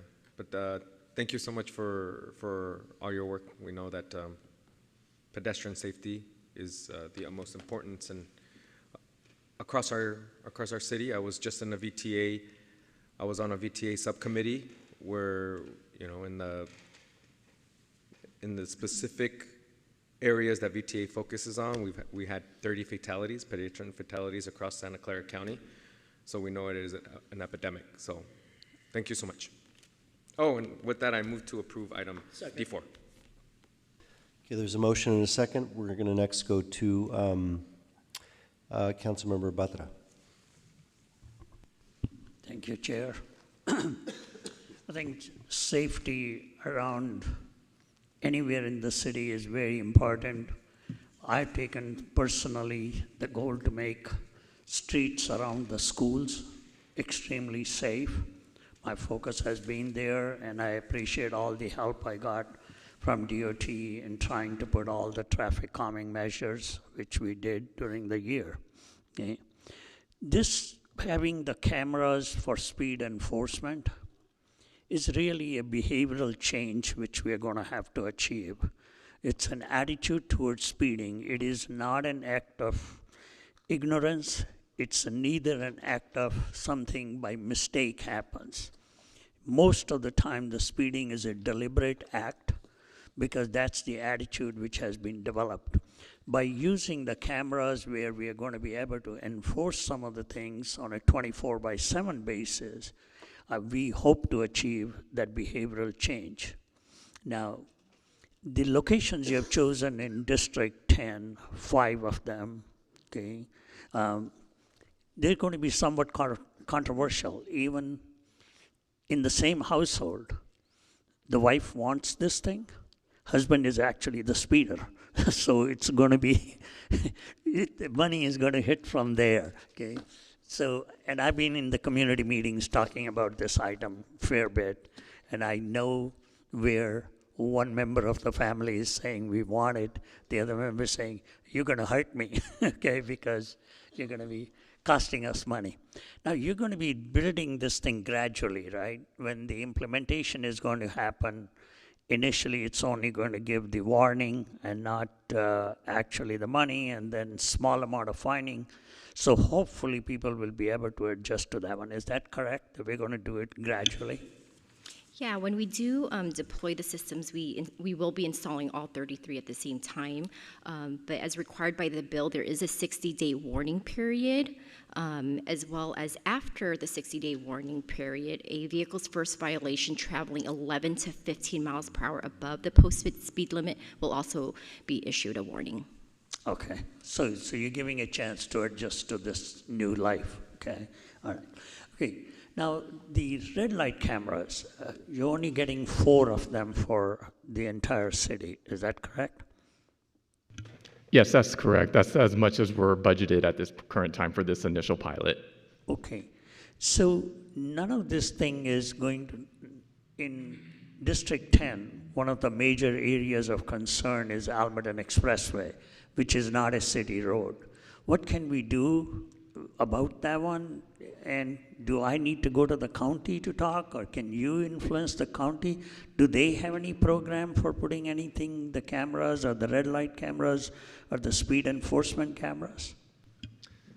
Yeah, so this is a good point because actually when we were running our 5-year period of looking at red light running crashes, 7 out of the 18 locations were actually on expressways, County of Santa Clara expressways. So this would probably open up a bigger discussion if, to do some coordination work between the County of Santa Clara to see if we can possibly install red light running cameras at county locations as well. Now, do they have extra money? Do they have a program, or it's only the 6 cities got the pilot programs? So it's a little bit different because the 6 cities were for the automated speed enforcement cameras. Yeah. So the red light running cameras are already adopted through California's legislators. So it is possible, cities can just install red light running cameras. Okay, so you're taking care of District N, or do I need to do anything to get something in there? Because Alberta Expressway is our main thoroughfare and is an area of concern, and there have been some crashes at Alberta Expressway, which I like to see if there's anything we can do to make our public calm. Thank you, Councilmember Batra. We will speak with the county and see how we can collaborate. All right, so, okay, so you're taking care of us. Thank you. So I appreciate that. I would say if we can check in with Director Freitas over at the county, and if they are budgeted for any of this work, and then just loop back with Councilmember Batra. My sense is we can get that information, but we typically don't advocate to the county on how they budget. But we can prepare you to play that role as they come up in their budgeting process to make sure that is a priority. Okay. Yeah, you give me the guidance and I'll carry the torch. Okay. So I'm happy to do that. I'm ready to do it. Okay. All right. Thank you very much. I'm glad that this program is coming around, and I agree the statement which was made before. We need to get this accepted because, as I said, it's a behavioral change which is going to have to happen in the society about what the attitude is towards speeding. And we need to all work together to make that happen. And I'm glad that you're going to help us. The Blue Zone is going to help us in getting community to accept it. We certainly will do our part when I have community meetings. I'll continue to promote that one, that both the red light cameras and the speeding cameras, speed enforcement cameras. Okay, thank you. Thank you for those comments. We're going to go to Vice Mayor Kamei. Thank you so much. I know that this is a 5-year pilot program, and I'm just curious in terms of, and I apologize if I just missed it, but I didn't see in terms of, is there any type of monitoring that you're going to be doing, and where would that information, would it come back to us? Would it go to Vision Zero? Would it go to both? Or I'm just wondering, as you're sort of ramping up this program, it'd be good to know, what is your thought on how well it's working or not? So actually, as required by the bill, in about 18 months after the camera installation, we would have to do an evaluation to make sure that we are seeing a reduction of the speed, the 85th percentile speed, as well as there are some other requirements tied to it. But yes, we would have to do an analysis to ensure that these cameras are indeed lowering the driver's speed limit or speeding, and then also ensure that these cameras are effective. Okay. Would that information come to us here, or I'm just wondering how you would bring forth a status report, or would it go to Vision Zero, or would it go to both, or? We could do that. We could bring it back to the council office, or perhaps, use another committee meeting to go ahead and share the results. Yeah. I think we can work with the chair if it should come back here more regularly. I would say this is a pretty major initiative, if part of the community safety focus area as well. So as we come forward, even if we're not necessarily ready with all of the data, as we come forward with those quarterly focus area updates, we'll probably be talking about this as well. So whether it's full council here or Vision Zero Task Force, I think it's something we'll probably be talking about in a few different arenas. Okay, I think it's great. Or I have many residents who've been asking, and they keep asking, when's it coming, when's it coming? And I know that safety is a big issue, so I'm delighted that it's going to be on its way, and it's something that I can share with my constituents. So thank you so much. Thank you. We have Councilmember Dwan. Thank you, staff, for the report. Lee, can you make sure you include me in that conversation with the county? Because Capitol Expressway is almost become the blood alley when people are speeding like 80 miles to 100 miles an hour on that county road. I do have a couple questions. Regarding the red light running camera placement, and I know there's only 4. Now, I know we trying to pick and choose with the data stating that a certain amount of people being hurt or killed. Now, I wonder, do we reactive to that, or is better off to look at area for prevention to prevent a lot of that, right? So that's, I look at it very differently. If we can find a red light area that, like today, right off of, it's half of my district and half of District 8, Capitol Expressway in Aborn. I'm sitting there and I see the light turn completely red, 5 vehicles in 3 different lanes, meaning a total of 15. Just run that red light like it's no tomorrow. And so it's not if, but when there'll be a major injury or death right in that corner. And I would hope that you look at it in a different way to an area to implement the red light camera. And regarding the fine fee reduction, I know that the state had that addendum in there to reduce it for low-income family, and I differ very much, because if you know you're going to speed, you know you're going to have to pay the fine. And so it's almost like it is a behavior modification, but if there is, every time just because you're low income and you speed and you get a ticket and you get a deduction, so maybe next time I'll speed again. It's not a true behavior modification. It's a Band-Aid to it, and I wonder if we can change that rule within, even though the state require it. Currently, it's part of the bill, but certainly when we do our closeout report, we can evaluate the data and perhaps make a recommendation. Yeah.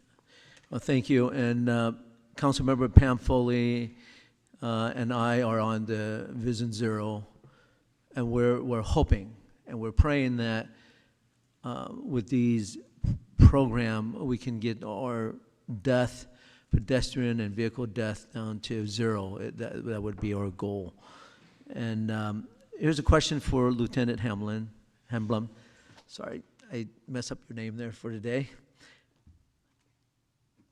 Excessive speeding, if a person get caught, obviously that's, I believe, is over 25 miles an hour or 20 miles an hour would consider excessive speeding. I'm actually going to call our expert on that, Lieutenant Nikwai Sherry with our traffic enforcement unit. If he can come down and answer that question, you may want to re-ask it.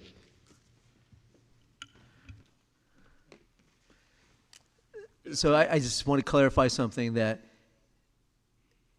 first of all, we'll start with the question, is 20 miles an hour over the speed limit considered excessive speeding? It is, and usually the fines are a little bit larger when it's 20 miles over the speed limit. And what are the consequences beside the fine? It depends on the court and the justice system. It's not in our hands at all. Okay. And so on the speed camera, it said people over 100 miles an hour only get $500 fine. Don't we have parameters that if they over a certain amount of speed that consider excessive speeding, can we have their vehicle impound because of that? It's almost like you're going to kill somebody. There's no doubt when you get in a crash over 100 miles an hour. Yeah, to answer that, it really depends on what the posted speed limit is. If someone's doing 125, one can easily consider that reckless, and we could impound their vehicle for 30 days on a reckless driving charge. But again, the fines is really up to the justice system on what they decide to do. Thank you very much. I appreciate that, and I hope that we can slow people down and save some lives. Thank you. You bet. All right, thank you, Councilmember. We'll go to Councilmember Batra. You had given me the opportunity to ask questions before, but I wanted to ask one clarification. Is it the RFP you're going to do for getting the red light cameras installed is going to be done before you know the locations where you want to put it on? Yeah, so sorry, I forgot to highlight this during my proposed timeline. So we're actually done with the request for proposal stage. So we just issued notice of intended award a couple weeks ago. So now we're kind of working through the council memo as well as the council memo and also the execution of the vendor agreement. So that stage will be another couple of months. Yeah, the thing which I'm trying to clarify is that isn't your RFP's cost going to depend on is where you're trying to put the cameras? So if you don't know the location before you do the RFP, then would your RFP be meaningful?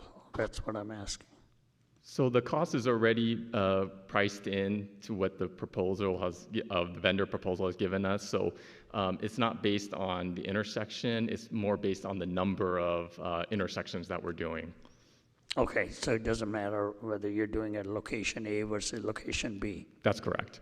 Okay, all right. I was concerned if it is dependent on location and you don't give that, then your RFP is not likely to be correct. But if they don't care about the location, then that's fine.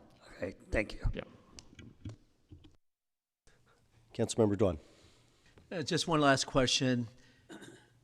Let's say the red light camera,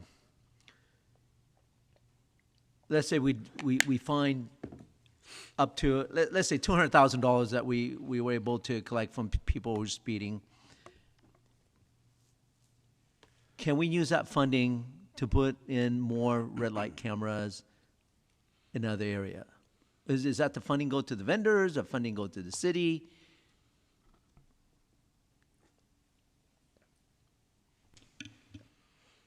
So you're talking about the red light running Yes. violations. So from my understanding is that the funding actually goes through the county of Santa Clara. So we actually don't get to see the pot of money, if should I say, because most of it gets funneled through the county of Santa Clara, and then we get whatever funding that they allocate to us. So this program is more about safety and reducing the amount of accidents, not necessarily a money generator. I understand that. I just want to make sure that right now we're looking at just 4 cameras, right? How many intersections we have in the city of San Jose? Enormous amount. And I don't think 4 is enough. Maybe 400, I would say, in order to reduce the amount of people running red lights. And I think if the funding is there for us to do more good, then why not, right? That's just my point. Thank you very much. Yeah, thank you for all the information, all the wonderful questions. Just to ask my first question tied to what was just asked, my interpretation of your response is maybe we're a little unsure as to how the money flows. It goes to the county and maybe some comes back to the city in some form or other. Is it fair to say that we need to explore that a little bit more and see how the money flows and what amount of money would come back to the city from the enforcement through some of the cameras? Yeah, we can certainly come back with more information. Okay. I know, as was mentioned earlier, through the justice system, a lot of these fines they go through. So we'll make sure we know. But again, this is a pilot in 4 locations, and I think our goal is to see how this works and give options to the council in the future if we want to expand the program. Yeah. Okay. Yeah, and I understand it goes to the courts and they do, but the money question was interesting to me because to the extent there is some money somehow that flows back to the city, my assumption is based on this gentleman's comments and probably the interests of other council members, how can that money be sort of earmarked to help reduce some of these behaviors, right? And sort of have it flow back into resolving some of these issues is what interests me. And so I don't know if that's where you were going with it, but I think that's an interesting question to the extent there's much of any money. One of the questions I had was, I was hoping someone can just run me through, I was looking at there's a diagram, attachment B and then attachment, I think, D that takes us through the timeline as far as like the automated speed enforcement camera project timeline. I know it lists 2024, 25 for council adoption, RFP issued and awarded. Where, can you help me or remind me, I apologize if you said or if it's clear in the report, but where we are with that, like the RFP as it relates to who's going to be doing this work? Sure. So we will be going to City Council end of October, and we'll be recommending the adoption of the speed camera use policy and impacts report. So once that gets adopted, we're able to release the request for proposal, and we intend to do that in the November timeframe. Okay, and so in November, the request for proposal goes out, and then that's when, okay. All right, do you anticipate that when the RFP goes out, that we are already going to have the sites identified as to where we want these? So as part of the impacts report, we do have a list in there that we'll be including. We intend to put that in the RFP, and we've put more than 33 locations, just in case there are any sort of installation challenges, and gives us the option to select the vendor a different location if we encounter that. But that list, is it going to be a list of potential locations, or those, you know, let's just say you put 40 in there just because there may be some issues with some sites? Or is that the definitive list as to where we as a city, you as a department, have decided where we want them to go? 33 will be picked from the list. Okay, so that's going to be a definitive, it's not a potential list of like, okay, all right. So to that point, what I wonder is, do you see any value in waiting to have a definitive list until we choose a vendor? And the reason I ask that is I'm wondering if any of the vendors who may apply have any particular expertise in choosing locations that they can offer assistance to the city in being very, very thoughtful as to what locations are chosen and if they have any expertise in that. And I'm wondering if doing it that way, going forward with the RFP and then creating that list as opposed to creating the list and then going out. And I'm wondering if, you guys have given that any thought, or if there's any legitimacy to that thinking, or? Yeah, that's a good question. I think as part of the impacts report, we're required to list the locations. There are also other requirements of solidifying the locations as part of the bill. But I do think that, throughout the process, if the vendor does have a recommendation for us, what we could do is take the list back to City Council to redo the impacts report and put those locations in there. Right. So the state legislation says we have to have a selected list of locations, right? Yes, and they need to be. And the impact report is informing the creation of that list, I assume, right? Correct. Yeah. If they're on the impact report, they can be considered for the installation. So if you don't have them on the impact report that's approved by the council, we can't just choose that location through the RFP process. Kind of like the pavement list we bring every year, the SB1 list. It has a lot of streets, and we might not get to all of them, but it allows us to use the funding on those streets, if that makes sense. Okay. Trying to wrap my head around just the process. Okay. I'll just leave it out there. Just that I think that some of these vendors may have some expertise that I think it's important to consider. The other thing that I would say is when it comes before us on October, or because the RFP is going to go out in November, we're going to be voting on this sometime in October.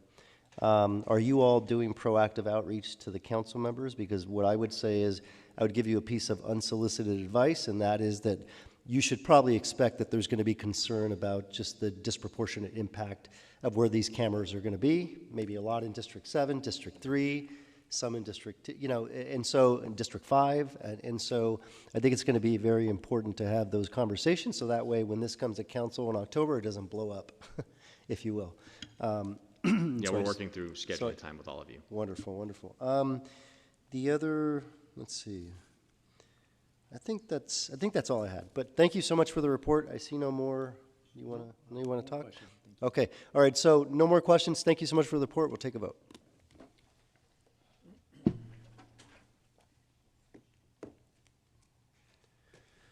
All right. Wonderful. Thank you. We're going to move on to item number 6, which is the Police Department Operations and Performance Quarterly Status Report. I know we have Deputy Chief Schaub, and Chief is here. Oh, we don't have Deputy Chief Schaub. Actually, Deputy Chief Shab is not here. We have his boss here today. Correct. Mr. Dwyer, thank you for joining us. Okay, thank you and good afternoon. Again, I'm Lieutenant Paul Hamblin of the Research and Development Unit of the San Jose Police Department. And today I will be presenting, hopefully, the department's Operations and Performance Quarterly Status Report. With me here today are Acting Chief of Police Paul Joseph and Captain Jason Dwyer of the Bureau of Investigations. In today's report, I'll cover the latest citywide crime statistics, which will take us through quarter 4 of fiscal year 2023-24. Next, I'll provide a very brief recap of the department's annual military equipment report, which went before full council on August 20th, including responses to some questions that were asked by council members during the meeting. Then I'll give an update on our redistricting project. And finally, Captain Dwyer will give us a progress report on our efforts to serve individuals with frequent justice system involvement. As I mentioned, we now have citywide crime data taking us through quarter 4 of the 2023-24 fiscal year. And before we begin looking at the data, I'll remind you that due to our switch to NIBRS in April of 2023, we'll only do comparisons from quarter to quarter rather than year to year.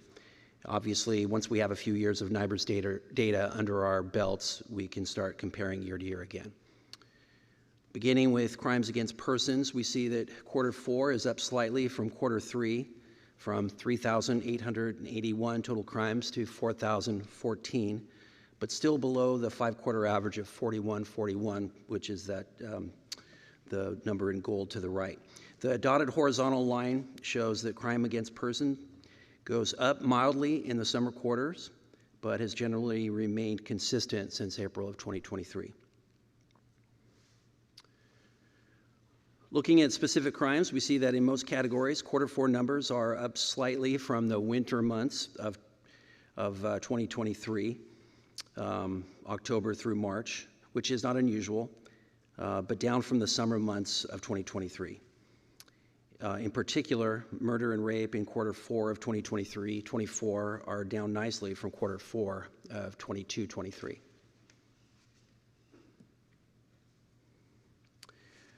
Crimes against property is a slightly different story, as they went up a little in the winter, but again, very little deviation from quarter to quarter. And we're happy to see that our last reported quarter represents a 5-quarter low.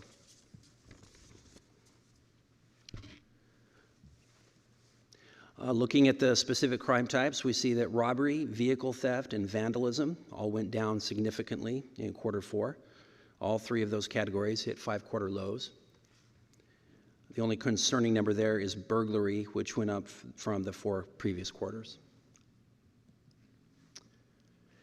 And finally, turning to crimes against society, we see that the last quarter is down from the previous 3 quarters, but up slightly from the same quarter of the previous year. Again, very little fluctuation from quarter to quarter.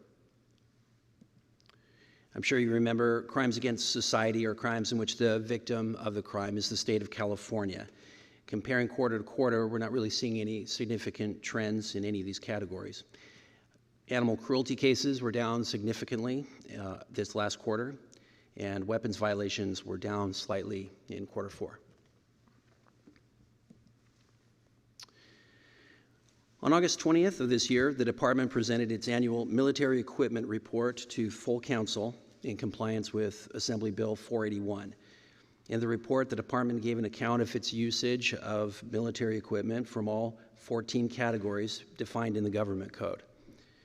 During and after the presentation, we received several questions regarding Category 10, highlighted in red, which is defined as specialized firearms using ammunition less than 50 caliber, including assault rifles.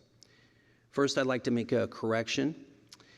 We reported that we had 0 instances of firing an assault rifle under this category during the 2023 calendar year, when we did in fact have 1 incident during that year in which an assault rifle was used. On March 22nd, 2023, an assault rifle was used during a home invasion hostage incident in which the suspect had taken a family hostage and was holding them at gunpoint in their home.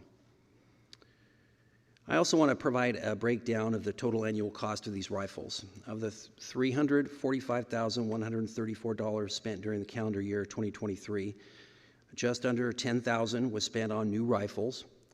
A little over $52,000 was spent on accessories like stocks and slings. And the majority of the cost, over $252,000, was spent on ammunition.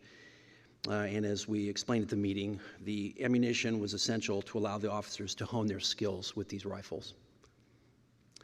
Finally, to achieve full compliance with AB 481, I would like to report that on September 10th, the department presented its annual military equipment report at a meeting that was open to the public. The requirement is that we advertise the meeting and hold it within 30 days of posting the memo. Mike O'Neill, acting captain of Special Operations, gave the report and answered questions from community members afterwards.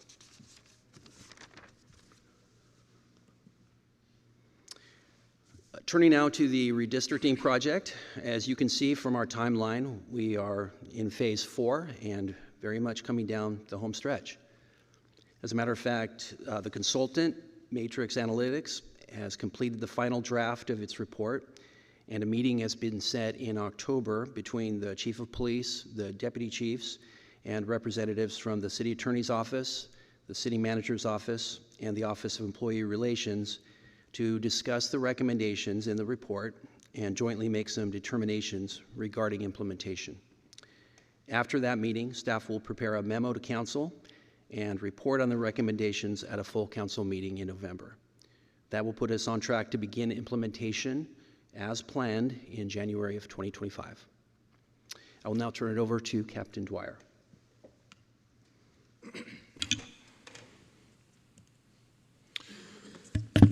Thank you. Good afternoon, Chairperson, members of the committee, and members of the public. Captain Jason Dwyer, San Jose Police Department Bureau of Investigations. I am the lead for the what we were referring to as the High Utilizer Pilot Program that we are running in collaboration with the Santa Clara County District Attorney's Office. The High Utilizer Pilot Program was created to track SJPD field interactions with high utilizers and then examine the data in consultation with the Santa Clara County District Attorney's Office to help inform future policies and or strategies on how to reduce recidivism in this group. For the purposes of this pilot, high utilizers are defined as individuals who were arrested and or cited 5 or more times in the calendar year 2023. The pilot is scheduled to be a year in duration, and it started on June 13th, 2024. The pilot involves monthly reports from the San Jose Police Department's Crime Analysis Unit, as well as scheduled meetings between SJPD, which is really myself, and the District Attorney's Office Camp Unit, which stands for Custody Alternatives and Mental Health Programs, specifically supervising Deputy District Attorney Brandon Cabrera. And just to reiterate, again, how this program works in the field for the San Jose Police Department side of it, generally we have created what we call broadcast hits. These are entries that are made into our communications database, computer-aided dispatch system. This is not a program to target individuals that are on this list, and there are 49 of them, and I'll speak to those numbers shortly. But if an officer encounters one of these individuals and either runs that person out, conducting a records check either over the radio or through using the mobile digital terminal in their vehicle, they will be flagged as a high utilizer. And that piece of information is just to inform the officer of that person's status as a high utilizer, and is in no way meant to sway their discretion that they already have on some of these low-level crimes, but it's just another piece of information that the officer can use when dealing with whatever situation they have in front of them. So in this next slide, we have some historical data from 2024. So as I mentioned, the pilot started on June 13th, but it's important to note that when we're looking at data, there's a lot of different ways, at least internally within the San Jose Police Department, that we have to measure the data that would apply here to this pilot program. So I'm going to walk you through it a little bit, and then we'll go through some subsequent slides that will break it down even further. The historical portion of this started January 1st, of 2024 and runs through June 30th. There is a portion of June there after the 13th that is part of the pilot, but for our purposes here, for the historical data, there were 98 incidents in RMS. RMS stands for Records Management System. So what that means is that there were 98 police reports written involving one or more of the 49 high utilizers that we currently have on our list. CAD, which is the second line there, stands for Computer Aided Dispatching. 38 high utilizers were involved in 156 incidents between January 1st and June 30th. I want to make it very clear that just because it says 156 incidents, that does not mean they were arrested. It means we had contact with them in some sort of context out in the field, and that contact was recorded in our CAD system with a dispatcher, not even necessarily a police report. And finally, CJIC, which stands for Criminal Justice Information Control. The CJIC system monitors arrests, citations, and the dispositions of the cases that our officers arrest these people, cite individuals that go into the system, and the CJIC system tracks that throughout the justice process. So between January 1st and June 30th, 34 high utilizers obtained 67 arrests and or citations. So to look at that from a percentage standpoint, 69% of the high utilizers reoffended between January 1st and June 30th. And again, most of that, the lion's share of that is not part of the pilot. It's just for historical purposes, so you can see where we were starting from January 1st, 2024.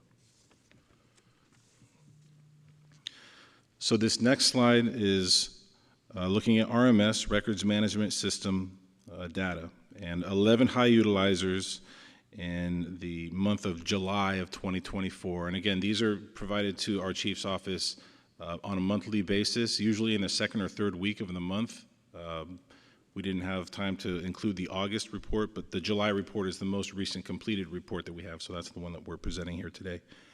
11 high utilizers were reported in 13 incidents. One high utilizer was involved in 3 separate incidents, resulting in 7 arrests and 6 cases where they were listed as suspect. And if you look at the crime categories, which is the chart on the right, it goes from 4 offenses that fall under other, which could be various crimes. The second number there is 3, which is larceny. Captain Dwyer, I'm not sure if it's moving, There we go. Sweet, thank you. Okay, so I'll back up a little bit.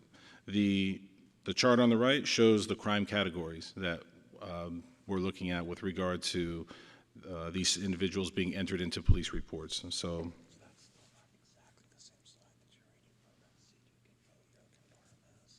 did I get ahead here?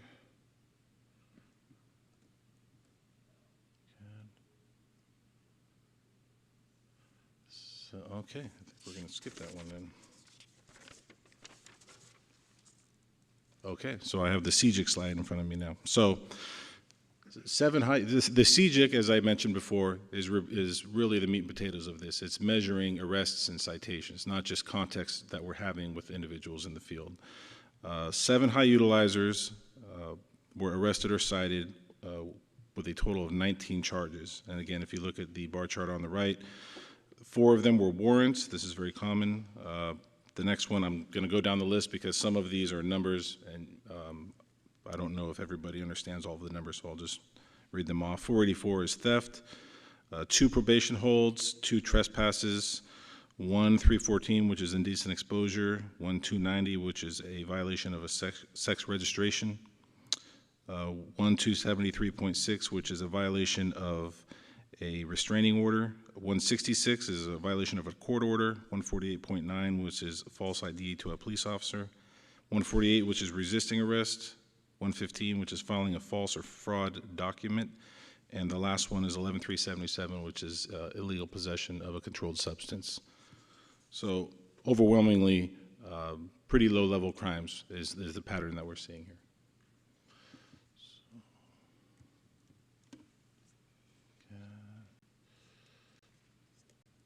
I want to make sure I'm in the right slide here before I go any further. Okay. So CAD, the last slide here, is computer-aided dispatching, and I think one of the questions that was asked going into this meeting was, what impact does this have on police services? So our crime analysis unit drilled down and determined that of the 13 high utilizers that were involved in 22 CAD events, this resulted in 2,197.28 minutes, or 36.62 hours. The average number of minutes spent per CAD event was 78.47 minutes, and the total number of officers who responded to these calls were 28. So that's, you can digest that data however you see fit, but that's what we're looking at. That is a snapshot. That's 1 month in July. You're basically looking at 28 officers who at one point had interactions with one or more of the high utilizers, resulting in 36 hours of work.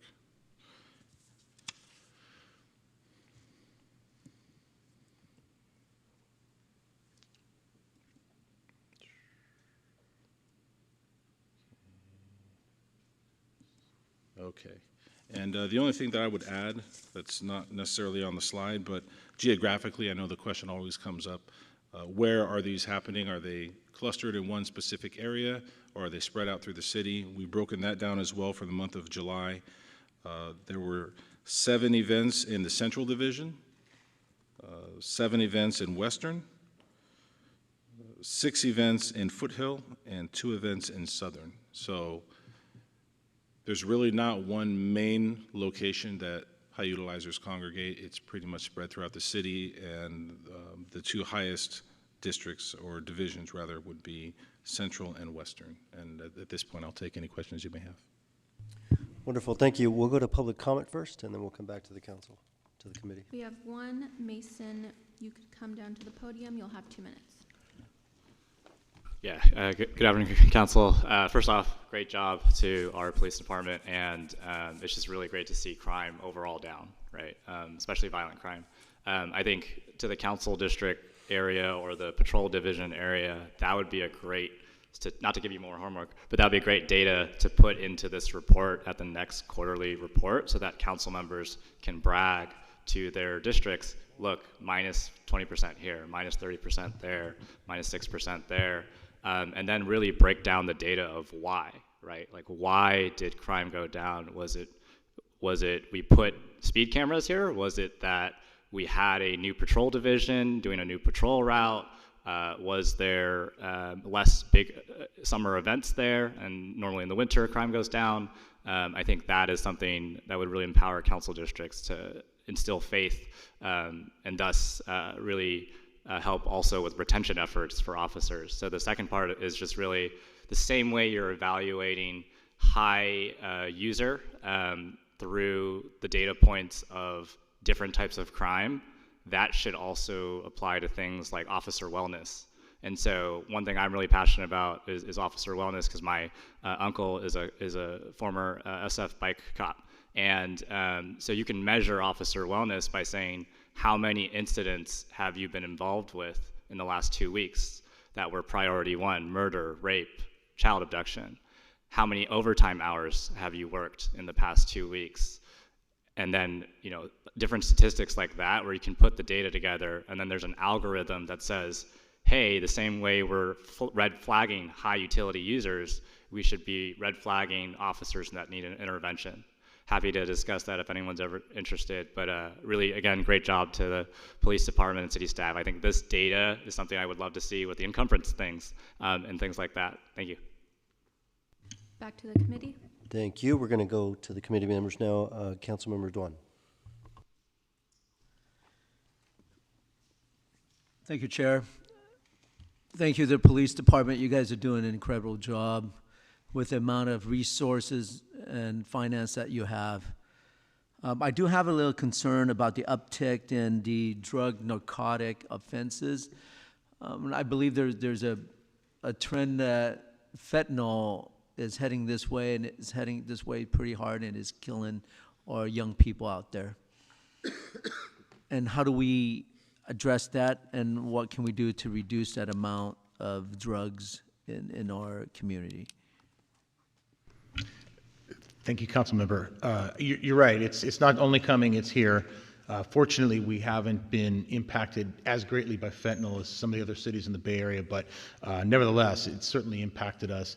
And we work at impacting that both at the street level, the user, the street level dealer, and then higher up the distribution chain, if you will. We recently, our Metro unit made a large arrest, not of fentanyl, but of crack cocaine and powdered cocaine. And so we try to attack the problem from all angles, but it's, it's certainly a pervasive issue. Thank you for that. And also, I'm very concerned about the high utilizer, especially 69% is repeated offender. Are we working with our DA to prosecute these folks to the full extent of the law? So we spent a lot of energy and time and resource on these folks. Thank you for the question, Councilmember. Yes, I've sat down and had multiple meetings with the district attorney's office. What I can tell you is that, in their words, we're looking for a more thoughtful way to examine these individuals that we repeatedly see being booked into jail. The files come across their desk, and a lot of times they're released on their own recognizance. There's no services offered to them. So the camp unit obviously is going to examine whether or not those individuals should fall into or be diverted into a mental health court or a drug diversion court, or if it's just somebody who is just a repeat criminal, and look at other custodial options. But it's a way of us to take a closer look at the ones that are causing the most calls for service. And it's a more thoughtful way to examine, because that's what this is. The pilot is just an observation. We won't know how the filings go, and because they're working their way through the criminal justice system, and sometimes those cases take months. So, in speaking with Supervising Deputy DA Cabrera, we're looking at probably late October, early November to have the sit down to look at our first batch and find out, okay, of the ones that were cited or arrested, how did the DA's office and the courts resolve those cases that we initiated in the field? And that'll give us a better feel for what's happening on the back end. We're measuring it from our side on the front end, but it's going to take a little bit of time for things to suss out in the criminal justice system for us to get with the DA's office and find out how these cases actually resolve on the back end. But that's a great question. You have great information on all these, the presentation. And I know you can break it down to each district. Would you recommend that some of these informations are publicized so that way our constituent can see that crimes is down all the way around, so that way they don't have this perception that they're being unsafe or we're not as safe as we should? So, Councilmember, we do have a dashboard that's available on our website, which we update on a regular basis, that shows crime rates throughout the city, updated monthly with each preceding month's data. So that's available for the public to see at this point.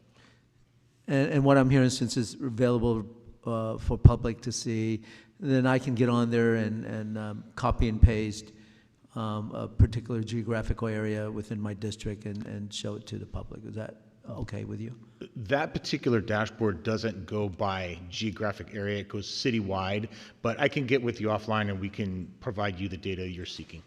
Absolutely. Well, thank you so much for keeping our citizen and our businesses safe, and continue with the good work. Thanks. Oh, by the way, I'm going to move to accept the presentation. Second. Okay, wonderful. We'll go to Councilmember Batra. Thank you very much for that report, which shows that the actual crime is going down. Because one of the observations I had about this report is we do talk about the crime, but we don't get a chance to hear any prevention activities which took place. Some, you may have prevented some major activities which, if were not prevented, would have had tremendously bad consequences. Can you talk about a little bit about that one? in the last whatever, in terms of whether you use some new technology, some new techniques to actually prevent the crime in the city? So we're always looking for new methods, new ways to fight crime. It's hard to measure what we've actually prevented, but I would say that if we're arresting the people that are committing crime, we're stopping those people from committing more crime. And since it's such a small percentage of our community that's involved in crime at all, that's always an effective method. We have to lean on technology in this department. Everyone is, but us especially. I would say that the automated license plate reader cameras have been an incredible boon to us, both in terms of making arrests in the moment for a vehicle that passes one of these cameras and gives us a notification that it's stolen or in some way wanted, and we'll make an arrest right then, or, which we do frequently, or the follow-up investigative capabilities that our detectives now have from the data that these cameras collect. They've been a force multiplier like no other, probably the best thing we've done in the last 10 years here.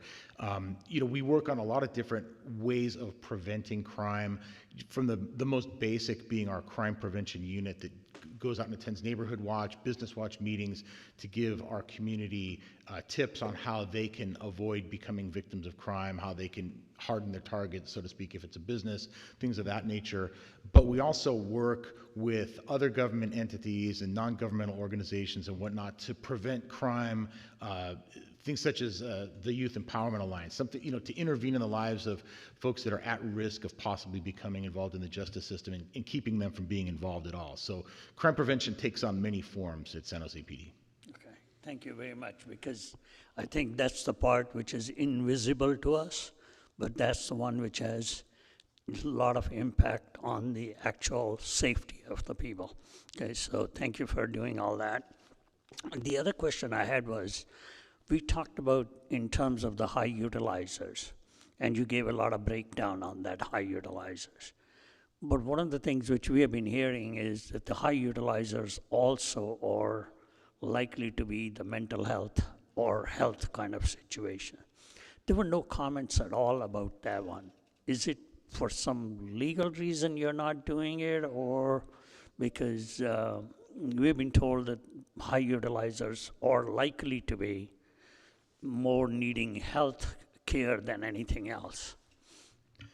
So if you notice from the types of crimes that the high utilizers most frequently are arrested or cited for, they are the types of offenses for which they're either going to be issued a citation in the field, or if they're jailed, they're going to be released from custody very quickly. If someone commits a very serious violent offense, most likely if they're arrested, they're going to remain in custody, and they don't have the opportunity to reoffend.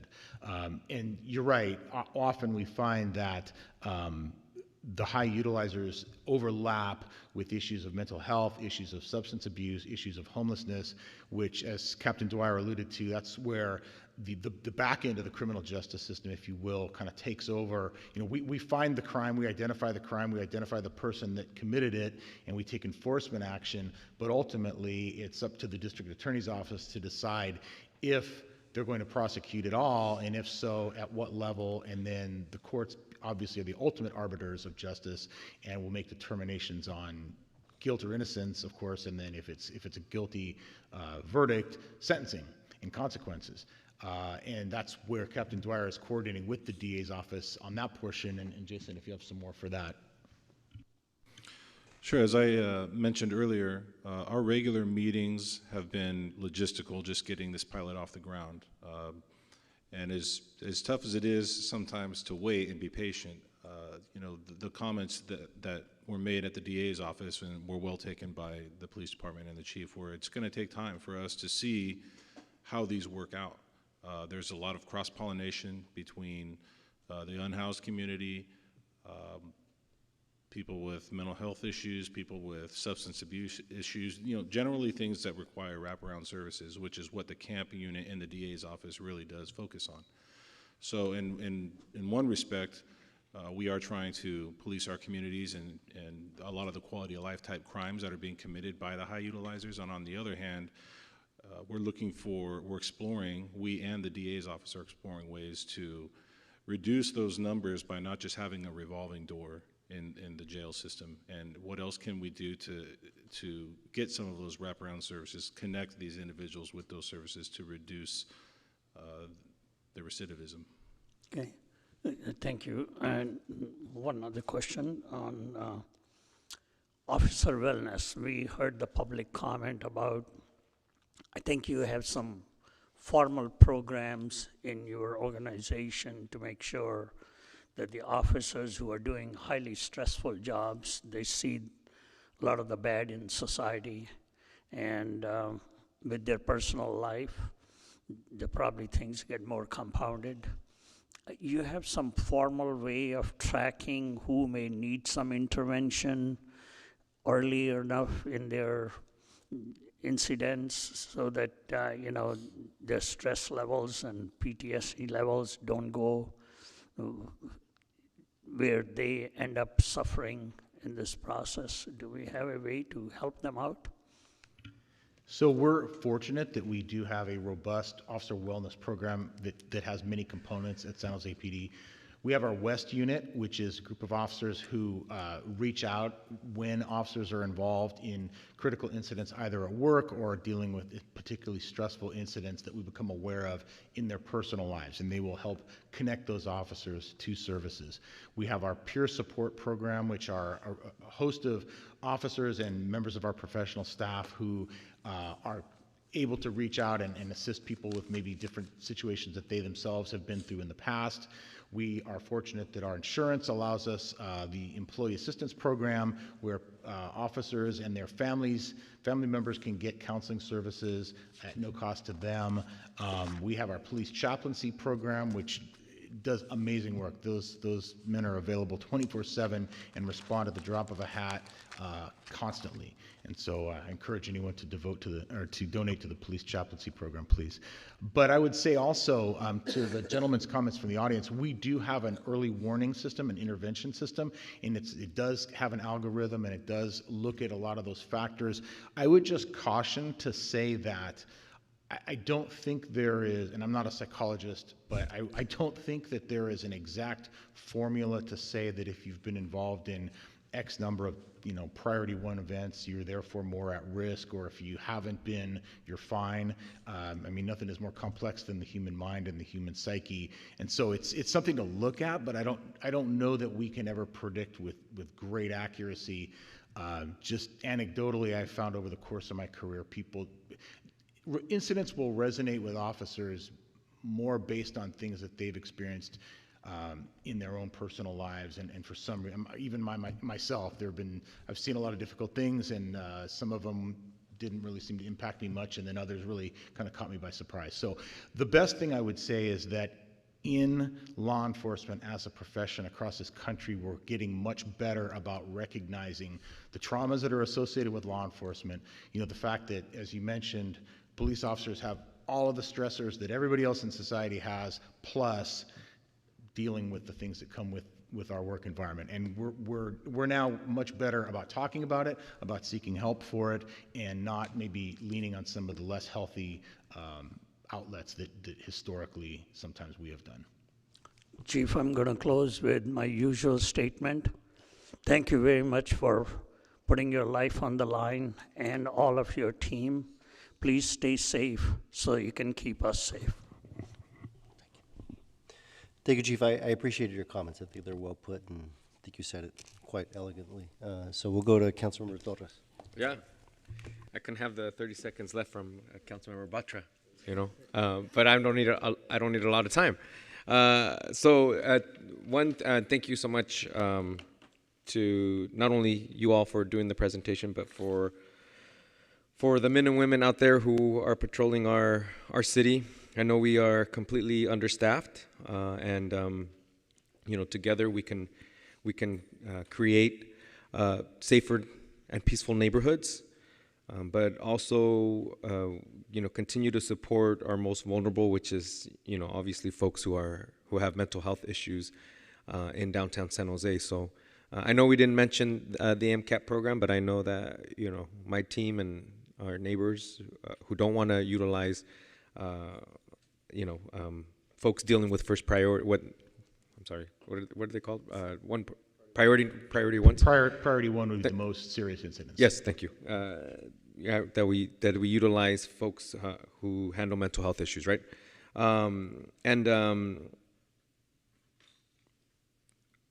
So again, it's about cross collaboration, right?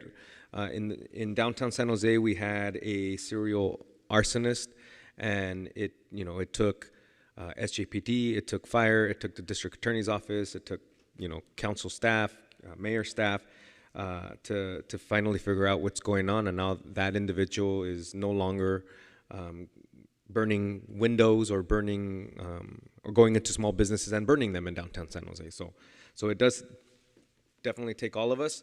And again, thank you SJPD for all the work that you do. And I'm definitely looking forward until we have the completion of our districts being redistricted. I know, as you know, that central division goes from 280 all the way out to Alviso, and we definitely need to make sure that every neighborhood has the resources they need, right? Along with our SJPD. So thank you again. That's it for me. Okay, thank you so much. We'll go ahead and take a vote. Thank you for the presentation and the information. Appreciate it. Okay, we're going to move on to open forum. I'm not sure if we have any public comment. We have no public comment. None? Okay. All right. Seeing no public comment, meeting's adjourned. Thank you.